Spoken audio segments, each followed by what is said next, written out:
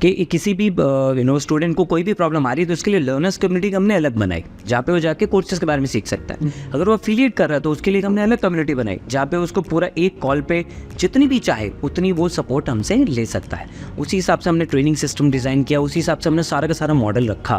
तो ये बहुत बड़ा उसके पीछे रीज़न था कि हमने एक तो टारगेट वो मार्केट किया जिसको सबसे ज़्यादा ज़रूरत है, और उनको उस तरीके से सारे का सारा सपोर्ट दिया जिससे वो कभी भी ये ना समझेगा यार कोर्स सीख लिया अब क्या, क्योंकि हमने देख कितने कोर्सेज मैंने कर रखे हैं। तो उसके बाद यही होता है कोर्स कर लिया, नाउ व्हाट, अब आप अकेले हो, आपको खुद ही करना है। तो वहाँ पे हमने जो है ये सपोर्ट के ऊपर बहुत ज़्यादा फोकस किया। आज के हमारे इस पॉडकास्ट में बहुत ही स्पेशल गेस्ट हैं रोहित शर्मा, जो एक टेडक्स स्पीकर है, जो स्टॉक स्पीकर है, प्लस बिजनेसमैन है और को-फाउंडर है बीज गुरुकुल के।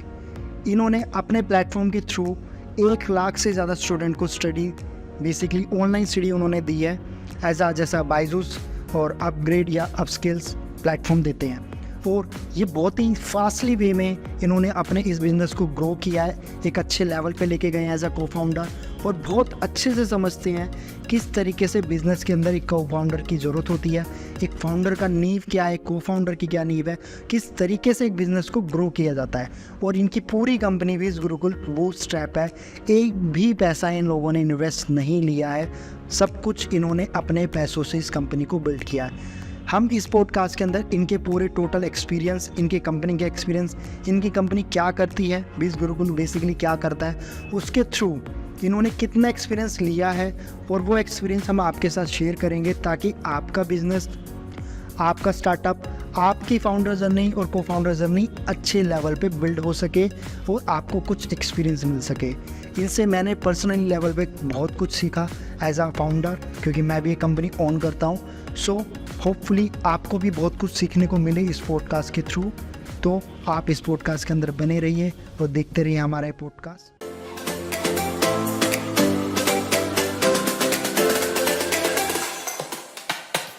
सो रोहित जी कैसे हैं आप, सबसे पहले आप बताइए। बढ़िया कुणाल भाई, एकदम मज़े में। बस दिल्ली में गर्मी हो रही है, उसके मज़े ले रहे हैं। अब होपफुली थोड़ा बहुत मौसम चेंज हो, मानसून आए तो और अच्छा लगे। भगवान से प्रार्थना करनी पड़ेगी थोड़ी सी ताकि थोड़ी गर्मी खत्म हो। यार अभी खेल बड़ा अनसर्टेन है, गुजरात और राजस्थान में देखो आप क्या हाल चल रहा है। हाँ, यहाँ पे हमारी हालत खराब हो रखी है। तो ये जो सच में कहते हैं India is a country of diversity, बहुत ही बड़ी बात है। सो थोड़ा सा आप अपने बारे में बताइए रोहित जी, हमारी ऑडियंस, लिसनर्स और जो व्यूअर्स हमको, कि बेसिकली आप करंटली अभी आप क्या कर रहे हो, क्या आपके टारगेट्स हैं, क्या गोल्स हैं, कुछ बताइए। So I am co-founder of an edtech venture called Beej Gurukul. 3 साल पहले हमने इसको लॉन्च किया था और उसका CEO मैं हूँ, चीफ ऑपरेटिंग ऑफिसर। सारा ऑपरेशन जो है वहाँ का मैं देखता हूँ। 3 साल पहले हमने इसको स्टार्ट किया था just at the onset of lockdown के भी 2020 24 मार्च टू बी प्रिसाइज। तो उसको हमने इसको लॉन्च किया था and so far so good, बहुत अच्छा रिस्पांस मिला लोगों से, क्योंकि हम डिजिटल स्किल्स के ऊपर इसमें बहुत ज़्यादा फोकस करते हैं। लोगों को हम वो स्किल्स दे रहे हैं जिसको वो मोनेटाइज कर सकते हैं।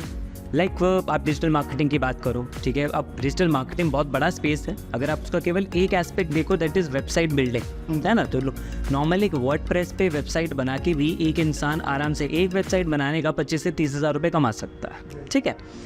तो हम ऐसी चीज़ें लोगों को सिखा रहे हैं जिसको वो सीख के और इम्प्लीमेंट कर सके तुरंत, चाहे एज अ फ्रीलांसर किसी कंपनी में जॉब लेने के लिए, या फिर खुद अपना स्टार्टअप करना है, अपनी कोई एजेंसी खोलनी है, वो एज एन एंटरप्रेन्योर भी वो कर रहे हैं।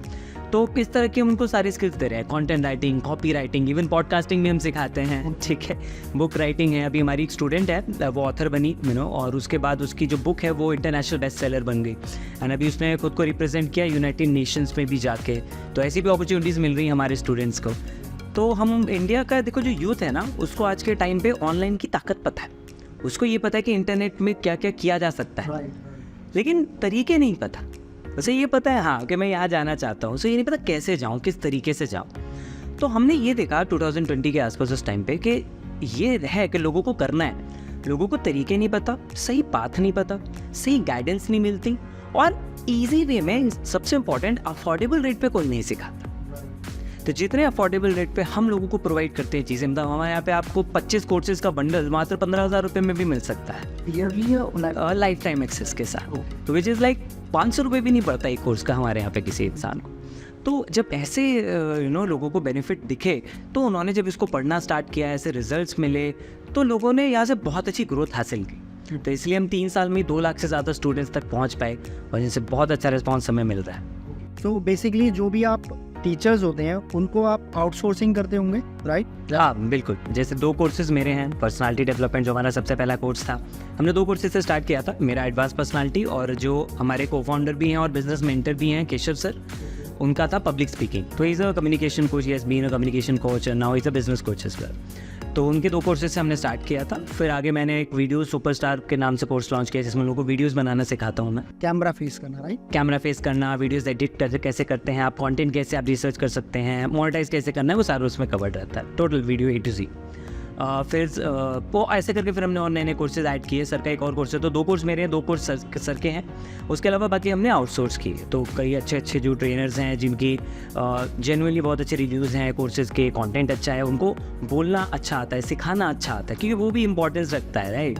तो इन क्राइटेरियाज़ के बेसिस पे हम बहुत स्ट्रिक्ट क्राइटेरिया हमारा क्वालिटी को लेके फिर हम ट्रेनर सेलेक्ट करते हैं, देन उनसे हम कोर्सेज जो है वो कुछ से परचेज़ कर लेते हैं। कई लोग हमारे साथ ऐसे पार्टनर बेसिस पे हैं। अच्छा, इस बेसिकली जो ये एडटेक आपने बताया, इसके अंदर ये दोनों ही फॉर्मेट चलते हैं, या तो परचेज किया जाता है या फिर आप उसके साथ पार्टनरशिप करो, या सैलरी बेसिस पे भी शायद? फिलहाल हमने नहीं रखा है। बाकी जो वेंचर्स हैं, बायजूस हैं, अकेडमी है, उनमें डेफिनेटली सैलरी बेसिस पे जो हैं वहाँ पे ट्रेनर्स उनके होते हैं। क्या परसेंटेज जाता होगा बेसिकली? जैसे हर एक कोर्स को बाय करने पे जाता है उस वीडियो का जो बेसिकली टीचर है, या किस तरीके से काम करता है? अब आप परचेज कर रहे हैं तो डिपेंड करता है वो ट्रेनर आपसे कितना चार्ज कर रहा है, वो आपके हाथ में नहीं होता। बस आप नेगोशिएट ज़रूर करते हैं, क्योंकि हर कंपनी का अपना एक बजट होता है कि भाई मैं इतने बजट में इतना ही लेना चाहता हूँ, तो अकॉर्डिंगली होता है। बाकी रेवेन्यू शेयरिंग टोटल आपके ऊपर डिपेंड करता है। आप 50% पे भी हैं, कुछ अच्छे ट्रेनर्स हैं। देखिए, जितना अच्छा ट्रेनर होगा आपसे तो ज़्यादा चार्ज करेगा, और आपको रेडी भी रहना पड़ेगा। एक अच्छा ट्रेनर आएगा तो उसकी एक अच्छी ब्रांड वैल्यू आएगी आपके साथ। एक अच्छा ट्रेनर आएगा तो अच्छे आपको कंटेंट देगा, अच्छी वैल्यू देगा, जो आपके स्टूडेंट्स पढ़ने के बाद उतने ही खुश होंगे, उतने आपके कोर्सेज के बारे में बात करेंगे, तो वो उतना ही आपको फ़ायदा मिलता है। तो it's like a business investment, right? So totally इस पर डिपेंड करता है कि ट्रेनर जो है वो कैसे हैं, किस लेवल के हैं, उनको कितना एक्सपीरियंस है, कैसा कोर्स वो दे रहे हैं। अभी जैसे आपने थोड़ी देर पहले बताया था 2 लाख कुछ स्टूडेंट्स को आप लोगों ने अपने कोर्सेज सेल आउट किए हैं, राइट? सो इन तक कैसे आप रीच करते हो? मतलब आप रीच करो या कोई भी कंपनी रीच करना चाहते हैं, जैसे कि एज बिजनेस के हिसाब से मैं पूछना चाहूँगा, तो कैसे रीच करते हैं इन तक? देखिए, बिजनेस के मार्केटिंग के तो कई सारे तरीके होते हैं ना, तो हमने एड्स भी रन किए, ऑर्गेनिक मार्केटिंग भी की हमने। सबसे इंपॉर्टेंट लेकिन जो चीज़ होती है मार्केटिंग में, वो होती है वर्ड ऑफ माउथ मार्केटिंग, कि आपका कस्टमर कितना सेटिस्फाइड है, उसके बाद वो कितना प्रमोट करता है ना? तो हमने जब इस बिज़नेस को स्टार्ट किया तो हमने सोचा मार्केटिंग का मॉडल क्या रखें। अब उस टाइम पे ऑनलाइन फील्ड में ये हमें समझ में आया रिसर्च के बाद कि भाई एफिलिएट मार्केटिंग सबसे पावरफुल चीज़ है ना? क्योंकि जो हमारे फाउंडर CEO है ऋत्विज तिवारी, उन्होंने भी किया था एफिलिएट मार्केटिंग, इंटरनेशनल उन्होंने टूल्स भी बेचे, कोर्सेज भी बेचे, इंटरनेशनल भी किया। तो ये फाउंड किया यार एफिलिएट मार्केटिंग है बड़ी पावरफुल चीज़, लेकिन इंडिया में अभी भी लोगों को उसको समझ नहीं आता कि किया कैसे जाए। थोड़ा सा इसको आप बताना चाहेंगे जिनको एफिलिएट नहीं पता, एफिलिएट होती क्या है? देखिए, एफिलिएट बहुत सिंपल सा है। एक कंपनी है जिसके पास कोई भी प्रोडक्ट या सर्विस है, उसको कस्टमर चाहिए, ठीक है? अब उसके पास एक कन्वेंशनल मार्केटिंग मॉडल होता है, उसको भी ऑप्ट कर सकता है। अदरवाइज वो अपनी मार्केटिंग के लिए चाहे तो उन लोगों के साथ क्लब कर सकता है जो उसके बारे में वर्ड ऑफ माउथ करते हैं, उसके बारे में प्रमोशन करते हैं। तो प्रोडक्ट और कस्टमर के बीच में एक इंसान होगा जो डिजिटली इसके बारे में बात करेगा, लोगों से शेयर करेगा। अब ये कस्टमर देखेगा इसको, जो भी कस्टमर को अच्छा लगा वो इसके मार्केटिंग के वजह से परचेज करेगा, तो इस एफिलिएट को जो बीच में जो पहुंचा रहा है, जो वर्ड फैला रहा है, इस एफिलिएट को उस प्रोडक्ट पे कुछ शेयर मिलेगा। तो लेट से कंपनी ने एक प्रोडक्ट का कॉस्ट रखा 100 रुपया, और ये कस्टमर ने खरीदा 100 रुपये, उसने कंपनी को दिया। लेट से कंपनी ने उसमें से 40 रुपीज़ इसको दे दिया, एफिलिएट को दे दिया, क्योंकि आपकी प्रमोशन की वजह से मेरा प्रोडक्ट बिका, तो इस वजह से कर दिया, है ना? तो एफिलिएट मार्केटिंग जो है बहुत अच्छा एक तरीका है आज के टाइम पे, क्योंकि डिजिटली हर कोई कंटेंट क्रिएट कर रहा है, कम्युनिटीज़ बना रहा है, उसकी व्यूअरशिप है, उसको रीच मिल रही है। तो कंपनी भी फेवर कर रही है या चाहती है कि ऐसे लोगों तक पहुंचा जाए जिनकी रीच बहुत ज़्यादा है, क्योंकि कन्वेंशनल वे में मार्केट करना बहुत महंगा पड़ता है, बहुत स्लो प्रोसेस पड़ता है, और आज डिजिटली हर कोई ऐसा कर रहा है ना? तो हमने ये समझा कि एफिलिएट मार्केटिंग किया जाए। कन्वेंशनली जो एफिलिएट मार्केटिंग होती है उसमें आप ब्लॉग्स लिखते हैं, आप अपने कंटेंट की रीच बढ़ाते हैं, आप अपने कंटेंट पे, अपनी ब्लॉग या वेबसाइट पे आप एसईओ करते हैं। आप वो इसलिए करते हैं क्योंकि आपको ऑडियंस लेकर आनी है, तो आप ऑडियंस ट्रैफिक आप लेकर आने की कोशिश करते हैं, राइट? देन आप ईमेल मार्केटिंग के थ्रू उनको अप्रोच करते हैं। बहुत अच्छा प्रोसेस है, पर टाइम टेकिंग है, और हमने ये नोटिस किया कि इंडियंस उसको सीखने से डर रहे हैं, क्योंकि टेक्निकल चीज़ है, उतना सीखा नहीं है, और उसकी वजह से अब यहाँ जो इंजीनियरिंग और उस सब का ही वो स्कोप चल रहा है, तो लोगों को कहाँ उतना ज़्यादा वो उस पर सोच रहे हैं कि ये भी एक्स्ट्रा सीखा जाए। तो हमने उसको आसान किया उनके लिए। हमने कहा कन्वेंशनल वाला भी आप कर सकते हो, हम सब कुछ आपको सिखा रहे हैं, प्लस हम आपको एक और ऑप्शन दे रहे हैं जो आज के टाइम पे सबसे ज़्यादा चल रहा है, वो है पर्सनल ब्रांडेड अप्रोच।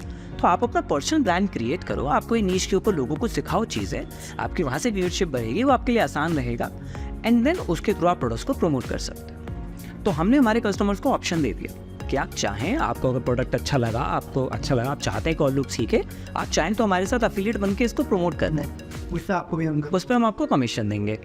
तो हमने जो है काफ़ी अच्छा कमीशन उनको देना शुरू किया। तो देखिए प्रोडक्ट में दम था और मार्केटिंग मॉडल में एक अफिलिएट को पैसा ज़्यादा मिल रहा था, ये दोनों हमारे लिए बहुत अच्छा एक ऑप्शन रहे प्रमोट करने का, और इसी वजह से हम इतने ज़्यादा जल्दी इतने अच्छे लोगों तक पहुँच पाए। तो आपने बेसिकली 2 लाख कस्टमर्स लेकर आना, it's not a small thing, काफ़ी बड़ी चीज़ है 2 लाख यूज़र को लेकर आना, प्लस लेकर नहीं आना, उनको अपना प्रोडक्ट सेल करना। तो आपने कैसे इनकी स्ट्रेटेजी ब्रेक करी? बायजूस, अनअकैडमीज, ऐसे बहुत सारे और लोग हैं, आपने क्या चीज़ देखी और उनको ब्रेक करा कि यार वो लोग उनसे ना बाय करके आपके पास गए बाय करने? देखिए हमने सबसे पहले तो ये समझ लिया था कि हमें निश जो देनी है वो बाकी से अलग होनी चाहिए। तो हम बायजूस की तरह के से लेके 12 तक, K-12 वाले मॉडल पे हम नहीं गए, किंडरगार्टन से वहाँ तक, राइट। हम अनअकैडमी की तरह एंट्रेंस वाले ऑप्शन में नहीं गए, या हम स्केलर की तरह सिर्फ कोडिंग वाले उस पर नहीं गए, राइट। हमें ये पता था कि हमारी एक्सपर्टीज़ क्या है। देखिए एक एंटरप्रेन्योर को ये पता होना चाहिए वो क्या चीज़ में अच्छा है और वो क्या दे सकता है वैल्यू, राइट। अब अगर उसी जगह मैं किसी ऐसी फील्ड में जाके वेंचर करने लग जाए जिसका मुझे कोई एक्सपीरियंस नहीं है, मैंने कभी किया नहीं है, तो वो नहीं हो पाएगा, राइट। तो हमने उस चीज़ को समझा, लाइक ऋत्विज के पास अफिलिएट का स्किल सेट था, मेरे पास मार्केटिंग एंड सेल्स का एक्सपीरियंस था, सर के पास बिजनेस कोचिंग का एक्सपीरियंस था, और ट्रेनिंग फील्ड से मैं भी हूँ, मुझे भी काफ़ी अच्छा एक्सपीरियंस था। तो हमने कहा यार एजुकेशन में अच्छा स्कोप है और वो चीज़ पकड़ो जो इस टाइम पे लोगों को सबसे ज़्यादा ज़रूरत है। और हमने देखा इंडिया में इस टाइम पे सबसे ज़्यादा हमारी यूथ पॉपुलेशन है जिनके पास की अच्छी चीज़ें करनी है लेकिन ऑप्शन नहीं है। तो हमने इसी चीज़ पे फोकस किया, और हैं तो महंगे हैं, जो मैंने बोला हमारी सबसे इंपॉर्टेंट यूएसपी ये थी, अफोर्डेबल रेट पे इजी वे में हमने दिया। तो हमने तीनों चीज़ें की, प्लेटफॉर्म दिया जिस पे हम आपको स्किल्स दे रहे हैं, दूसरा हम आप दे रहे हैं कि आप उसी को अप्लाई करके देख सकते हो, तभी हम आपको प्लेटफॉर्म दे रहे हैं कि या तो आप खुद कर लो फ्रीलांसिंग वगैरह, नहीं तो हमारे कोर्सेज प्रमोट करके आप वहाँ से भी अर्न कर सकते हो। तीसरा हमने उनको दिया जो मोस्ट इंपॉर्टेंट है, गाइडेंस और मेंटरशिप। हमारी ग्रोथ का सबसे बड़ा एक कारण जो है वो ये भी है कि हमारा सपोर्ट सिस्टम बहुत ज़बरदस्त है कि किसी भी स्टूडेंट को कोई भी प्रॉब्लम आ रही है तो उसके लिए लर्नर्स कम्युनिटी हमने अलग बनाई, जहाँ पे वो जाके कोर्सेज के बारे में सीख सकता है। अगर वो अफिलिएट कर रहा है तो उसके लिए हमने अलग कम्युनिटी बनाई, जहाँ पे उसको पूरा एक कॉल पे जितनी भी चाहे उतनी वो सपोर्ट हमसे ले सकता है। उसी हिसाब से हमने ट्रेनिंग सिस्टम डिज़ाइन किया, उसी हिसाब से हमने सारा का सारा मॉडल रखा। तो ये बहुत बड़ा उसके पीछे रीज़न था कि हमने एक तो टारगेट वो मार्केट किया जिसको सबसे ज़्यादा ज़रूरत है, और उनको उस तरीके से सारे का सारा सपोर्ट दिया जिससे वो कभी भी ये ना समझे कि यार कोर्स सीख लिया अब क्या, क्योंकि हमने देख कितने कोर्सेज मैंने कर रखे हैं। तो उसके बाद यही होता है कोर्स कर लिया, नाउ व्हाट, अब आप अकेले हो, आपको खुद ही करना है। तो वहाँ पे हमने जो है ये सपोर्ट के ऊपर बहुत ज़्यादा फोकस किया। ओके, एंड करंटली अभी आपके पास कितने टीम मेंबर्स होंगे? इस वक्त हमारे पास 60+ हैं स्टाफ में जो है हमारे पास। और आपका ऑफिस भी दिल्ली में ही है शॉर्टली? हाँ, नोएडा में है, सेक्टर 60। Sector 60, right. सो अभी जैसा आपने बताया हमारी पूरे इंडिया के अंदर यूथ सबसे ज़्यादा है, एंड यूथ की खास चीज़ अच्छी जो मुझे लगती है स्पेशली, बहुत जल्दी क्विक लर्नर होते हैं आज के टाइम पे तो एटलीस्ट, बट उतनी ही जल्दी डिस्ट्रैक्ट भी हो जाते हैं। तो ऐसा होता है कि मैं इसको आप एक बिजनेस तरीके से समझते हैं कि कोई पर्सन आया, उसने बाय किया जस्ट फॉर फन और देन कुछ किया ही नहीं। कुछ पर्सन बहुत पॉजिटिव होते हैं कि यार मैंने आपका कोर्स किया लेकिन मुझे उसके बाद भी जॉब नहीं मिल रही, या फिर मुझे कहीं पे भी कोई प्लेसमेंट नहीं मिल रही। उस चीज़ के लिए भी क्या आपकी कंपनी या दूसरी कंपनी जो है बायजूस वगैरह ये हेल्प करते हैं इन स्टूडेंट्स की? देखिए मैं दूसरे को तो नहीं बता सकता, बट हम लोग डेफिनेटली उसमें हेल्प करते हैं। मैं नहीं बोलूँगा हम जॉब लेने में हेल्प करते हैं, लेकिन हमारे यहाँ पे आके आप जितना भी चाहे आप वो सपोर्ट हमसे पूछ सकते हैं कि जी मैं फ्रीलांसिंग स्टार्ट करना चाहता हूँ, कैसे करूँ। तो उसके लिए हमने क्या किया, हमने हर एक कोर्स के अंदर लास्ट में एक मॉड्यूल डाल दिया कि आप इस कोर्स को मोनेटाइज कैसे कर सकते हैं। तो डिजिटल मार्केटिंग कोर्स अगर कोई हमारा पढ़ता है स्टूडेंट, तो लास्ट में उसको अच्छा खासा लंबा पूरा डिटेल गाइडेंस मिलती है उन्हीं ट्रेनर के थ्रू जिन्होंने वो कोर्स दिया, कि अब उसको वो कैसे कैसे यूज़ कर सकते हैं। तो वेबसाइट डिज़ाइनिंग अगर वो करना चाह रहे हैं तो कहाँ कहाँ उनको अपॉर्चुनिटी मिलेंगी, क्या क्या प्लेटफॉर्म हो सकते हैं, कहाँ जाके वो अप्लाई कर सकते हैं। इस तरह की हर एक कोर्स के अंदर हमने उसको मोनेटाइज कैसे करना है उसके बारे में सिखा दिया। हाँ, तो ये हमने बिल्कुल कोर में इंटीग्रेट कर दिया हमारे। अब वहाँ से जब इंसान को समझ में आ गया, अब अप्लाई करेगा, उसको वहाँ पे कोई भी दिक्कत आती है वो हमारी सपोर्ट टीम को कॉल कर सकता है, वो हमारी लर्नर्स कम्युनिटी के ऊपर मैसेज डाल सकता है। तो देखिए कहीं भी ये सारी प्रॉब्लम जब आती है उसका एक मात्र और सबसे पावरफुल सोल्यूशन है, एक आप डायरेक्ट सपोर्ट का ऑप्शन दो, दूसरा आप कम्युनिटीज़ बिल्डअप करो। और क्योंकि क्या हमारी जो अफिलिएट की कम्युनिटी है वो भी एक दूसरे के लिए इतनी ज़्यादा सपोर्टिव रहती है कि वो भी एक दूसरे से वहाँ पे भी आप हेल्प ले सकते हैं, तो लोगों को वहाँ से हेल्प मिल जाती है। प्लस हम रेगुलरली ट्रेनिंग सेशंस करते हैं। हम संडे को ऐसे स्पेशल ट्रेनिंग सेशन करते हैं कि जो एक इंसान अगर उस ट्रेनिंग को ले ले, मतलब मैं गारंटी से कहता हूँ पूरी दुनिया में नहीं देखा मैंने कहीं पे, हिंदुस्तान तो आप छोड़ ही दीजिए, पूरी दुनिया में कोई ऐसा एजुकेशन वेंचर नहीं है जो आपको एजुकेशन के अलावा भी आपकी होलिस्टिक डेवलपमेंट के ऊपर, आपको मतलब अलग अलग एरियाज़ में आपकी लाइफ के उसके बारे में भी आपको सिखाता हो। हमने even eye health, oral health और आपका फाइनेंसेस आपको कैसे मैनेज करने हैं, relationship intelligence and what not, you name it, and we have done a training on that. तो ये भी कोर्सेज है या इससे बिल्कुल ये अलग है, बिल्कुल ट्रेनिंग है, ये बिल्कुल अलग ट्रेनिंग है, राइट, जो उसी पैकेज के अंदर हम दे रहे हैं। ठीक है, अभी हमने उस मॉडल के ऊपर थोड़ा सा नया एडवांसमेंट किया क्योंकि मैं उस पर थोड़ा और एडवांस ट्रेनिंग ला रहे हैं। उसका हमने मिनिमम चार्ज रखा 199 रुपीज़ के आसपास हमने उसका चार्ज रखा कि आप 200 रुपये में आप वो चीज़ ले सकते हो जो मार्केट में कोई भी सिखाने के लिए एटलीस्ट आपसे 2000-5000 रुपया चार्ज करेगा एक वर्कशॉप का, वो हम 2 से 3 घंटे में आपको सिखा रहे हैं। जैसे भी हमने उसकी पहला पाइल रन किया तो उसमें हमने पूरी वेबसाइट डिज़ाइनिंग जो है वो सिखा दी एक ही सेशन में, वर्डप्रेस वेबसाइट बिल्डिंग हमने उसके अंदर सिखा दी। अब कोई इंसान अगर वहाँ 2 घंटे बैठ के सीखा होगा, वो जाके अभी किसी की भी छोटी मोटी भी वेबसाइट बना के 5-10 हज़ार रुपये कमा सकता है, राइट। तो ये कम्युनिटी जो है ये देना बहुत ज़्यादा इंपॉर्टेंट है ना। तो ये हमने फिर एक्स्ट्रा उनके लिए करना स्टार्ट किया कि आप आएँ और हम आपको इस लेवल तक ट्रेन कर देंगे कि आपको हमारे यहाँ से नॉलेज लेने के बाद आपको अलग धक्के खाने की जरूरत नहीं है, आप बैठ के बस काम करना स्टार्ट करो, मेहनत और लगन आप पे होनी चाहिए। तो जो आपने बात बोली कि डिस्ट्रैक्ट हो जाता है बच्चा आज का, है ना, उसके लिए ज़रूरी है कि आप एंगेजमेंट रखें। ये सारे एक्स्ट्रा जो हमने दिए, ट्रेनिंग्स दी, हम हफ्ते में 3 से 4 वेबिनार्स करते हैं सिर्फ ट्रेनिंग के ऊपर, तो आपको उनको एंगेज रखना ज़रूरी है ना। आप जितना ज़्यादा उनके लिए आप दे सकते हैं एक्स्ट्रा वैल्यू, उतना ही ज़्यादा वो आप मतलब आप माने उतने अच्छे आपको रिव्यूज़ मिलेंगे क्योंकि आपका कस्टमर उतना सेटिस्फाइड होगा। तो एंगेज करना ज़रूरी है बहुत सा। उसके लिए बहुत सारे तरीके और भी हो सकते हैं, वो जो भी हमारे एंटरप्रेन्योर्स हमें सुन रहे हैं, अब इसमें उनको खुद दिमाग लगाना पड़ेगा थोड़ा तो बता रहा जी, रिसर्च करना पड़ेगा, ऑनलाइन आप देखें, हमने भी कहाँ देखा भाई, थोड़ा खुद हम रेगुलर ब्रेनस्टॉर्मिंग करते थे, फिर हमने मार्केट में देखा क्या क्या चल रहा है, क्या नया ट्रेंड है, उसकी ताकत क्या है, उसके ड्रॉबैक्स क्या हैं, क्या हम लोग बेटर इंप्लीमेंट कर सकते हैं, उसमें क्या नया ऐड ऑन कर सकते हैं, वो हमने करना स्टार्ट किया। जैसे संडे स्पेशल ट्रेनिंग उसी का एग्जाम्पल था कि दुनिया में कोई और नहीं दे रहा है ऐसी ट्रेनिंग। रिजल्ट मार्वलस रिजल्ट मतलब संडे की ट्रेनिंग के बाद हमें इतने अच्छे रिस्पॉन्सेज आते हैं, और सिर्फ स्टूडेंट से नहीं बल्कि ट्रेनर से भी हमें रिस्पॉन्सेज आते हैं। वो कहते हैं यार आपकी जैसी एनर्जेटिक कम्युनिटी हमने नहीं देखी, 1000 लोग 2000 लोग और फटाफट रिप्लाई। तो हमारे स्टूडेंट जो है ना लर्निंग को लेकर बहुत ज़्यादा क्रेजी है एकदम, मैं तो ये बोलूँगा बहुत एक्साइटेड, बहुत इंथुसियास्टिक रहता है। डेफिनेटली इस पॉडकास्ट के बाद मैं भी ट्राई करूँगा मिस बिल्कुल। और सबसे बड़ी बात, मैं कोई इस पॉडकास्ट के अंदर रोहित जी की कंपनी की कोई प्रमोशन नहीं कर रहे, हम आपको उनका लाइफ एक्सपीरियंस, कंपनी का एक्सपीरियंस प्लस बिजनेस किस तरीके से आपको चलाना है, करना है, वो बता रहे हैं। तो हाँ, स्पॉन्सर्स बिल्कुल भी नहीं है। सो रोहित जी आप बताइए एक बिजनेस स्टार्टिंग पॉइंट पे बेसिकली किस तरीके से हम स्टार्ट कर सकते, क्योंकि एंटरप्रेन्योर की जर्नी बहुत डिफिकल्ट है। ठीक है, सब चीज़ें देखना, स्टार्ट करना, टीम डिसाइड करना, फिर उसकी मार्केटिंग करना, अगर टैक्स से रिलेटेड है तो टैग बनाना, उसको कैसे क्रैक करें एंटरप्रेन्योर। सी मैं जिस फील्ड से आता हूँ मुझे टैग की नॉलेज नहीं है, but I know marketing, but tag हम लोग बाहर से रिसोर्सेज कर सकते हैं। बट जो लोग चाह रहे हैं बिजनेस स्टार्ट करना, स्टार्टअप स्टार्ट करना, और आप ऑलरेडी तो चला रहे हो अपना स्टार्टअप अच्छे से, क्या हम लोग किस तरीके से स्टार्ट करें ताकि वो चीज़ क्रैक हो पाए और हम थोड़ा ईजी वे में अपने बिजनेस, क्योंकि आज के टाइम पे लोग स्टार्टअप बहुत कूल वर्ड है समझने में, सुनने में, बट जब उसको करते हैं तो मोस्ट ऑफ जैसे जो रिपोर्ट्स हैं उसमें बताया गया है कि 100 में से 95 स्टार्टअप्स तो फेल हैं, उसमें से 1 या 2 स्टार्टअप है जो चल पाते, 3 वो भी एक टाइम के बाद बंद हो जाते हैं। तो वो क्या मिस्टेक्स हम लोग कर रहे हैं या लोग कर रहे हैं कि उस चीज़ को हम क्रैक कर पाए। पहली चीज़ तो ये कि जो आपने बोला कि एंटरप्रेन्योरशिप बड़ा कूल लगता है सुनने में, है ना, तो और कूल से भी ज़्यादा आज के टाइम पे लोग फोमो में स्टार्टअप करना चाहते हैं। ठीक है कि भाई वो कर रहा है, मैं ना यार पीछे रहा जो मुझे भी करना है। आप ये देखिए कि आप प्रो स्टार्टअप होके आ रहे हैं इस दुनिया में या फिर एंटी जॉब होके आ रहे हैं, ये बहुत बड़ा एक डिफरेंशिएशन होना ज़रूरी है जो हर एक इंसान को, जो एस्पायरिंग एंटरप्रेन्योर है, वो थोड़ा सा देख कर। हाँ, तो जो एस्पायरिंग एंटरप्रेन्योर है ना उसको ये सोचना है कि क्या है प्रो स्टार्टअप। पहले मैं एंटी जॉब की मैं बात करता हूँ। एंटी जॉब मतलब कि मुझे 9 to 5 नहीं करना, ये आजकल एक नोशन बन गया ना जॉब के अगेंस्ट, ये वो तो फन के लिए ठीक है, बातें आप करो, मस्ती करो जो है, लेकिन अगर आप यहाँ पे बात कर रहे हो कि भाई मैं जॉब नहीं करना चाहता 9 to 5 में, इसलिए मुझे बिजनेस करना है, तो मेजॉरिटी लोग जब इस वाली अप्रोच से आते हैं इस दुनिया में वो फेल हो जाते हैं। क्यों? यहाँ पे आप 9 to 5 में रह के खुश हो टाइम के हिसाब से, भले पैसा नहीं मिल रहा। अब वो यहाँ क्या सोचते हैं कि मैं अपनी मर्जी से काम कर सकता हूँ और उनको पैसा भी ज़्यादा आएगा। ऐसा नहीं होता है। अब तो टाइम भी ज़्यादा देना पड़ेगा और पैसा भी जेब से लाए। एग्जैक्टली तो इससे 24 आवर जॉब, अब आप 9 to 5 छोड़ के आप 9 to नेक्स्ट मॉर्निंग 9, मतलब वही आप 24 आवर वाले में आप आ रहे हो, 9 to 9 में आप आ रहे हो। क्या फ़ायदा उसका आप, राइट? कोई फ़ायदा नहीं होगा। आप फिर छोड़ छाड़ के वापस फिर आप जॉब में जाओगे।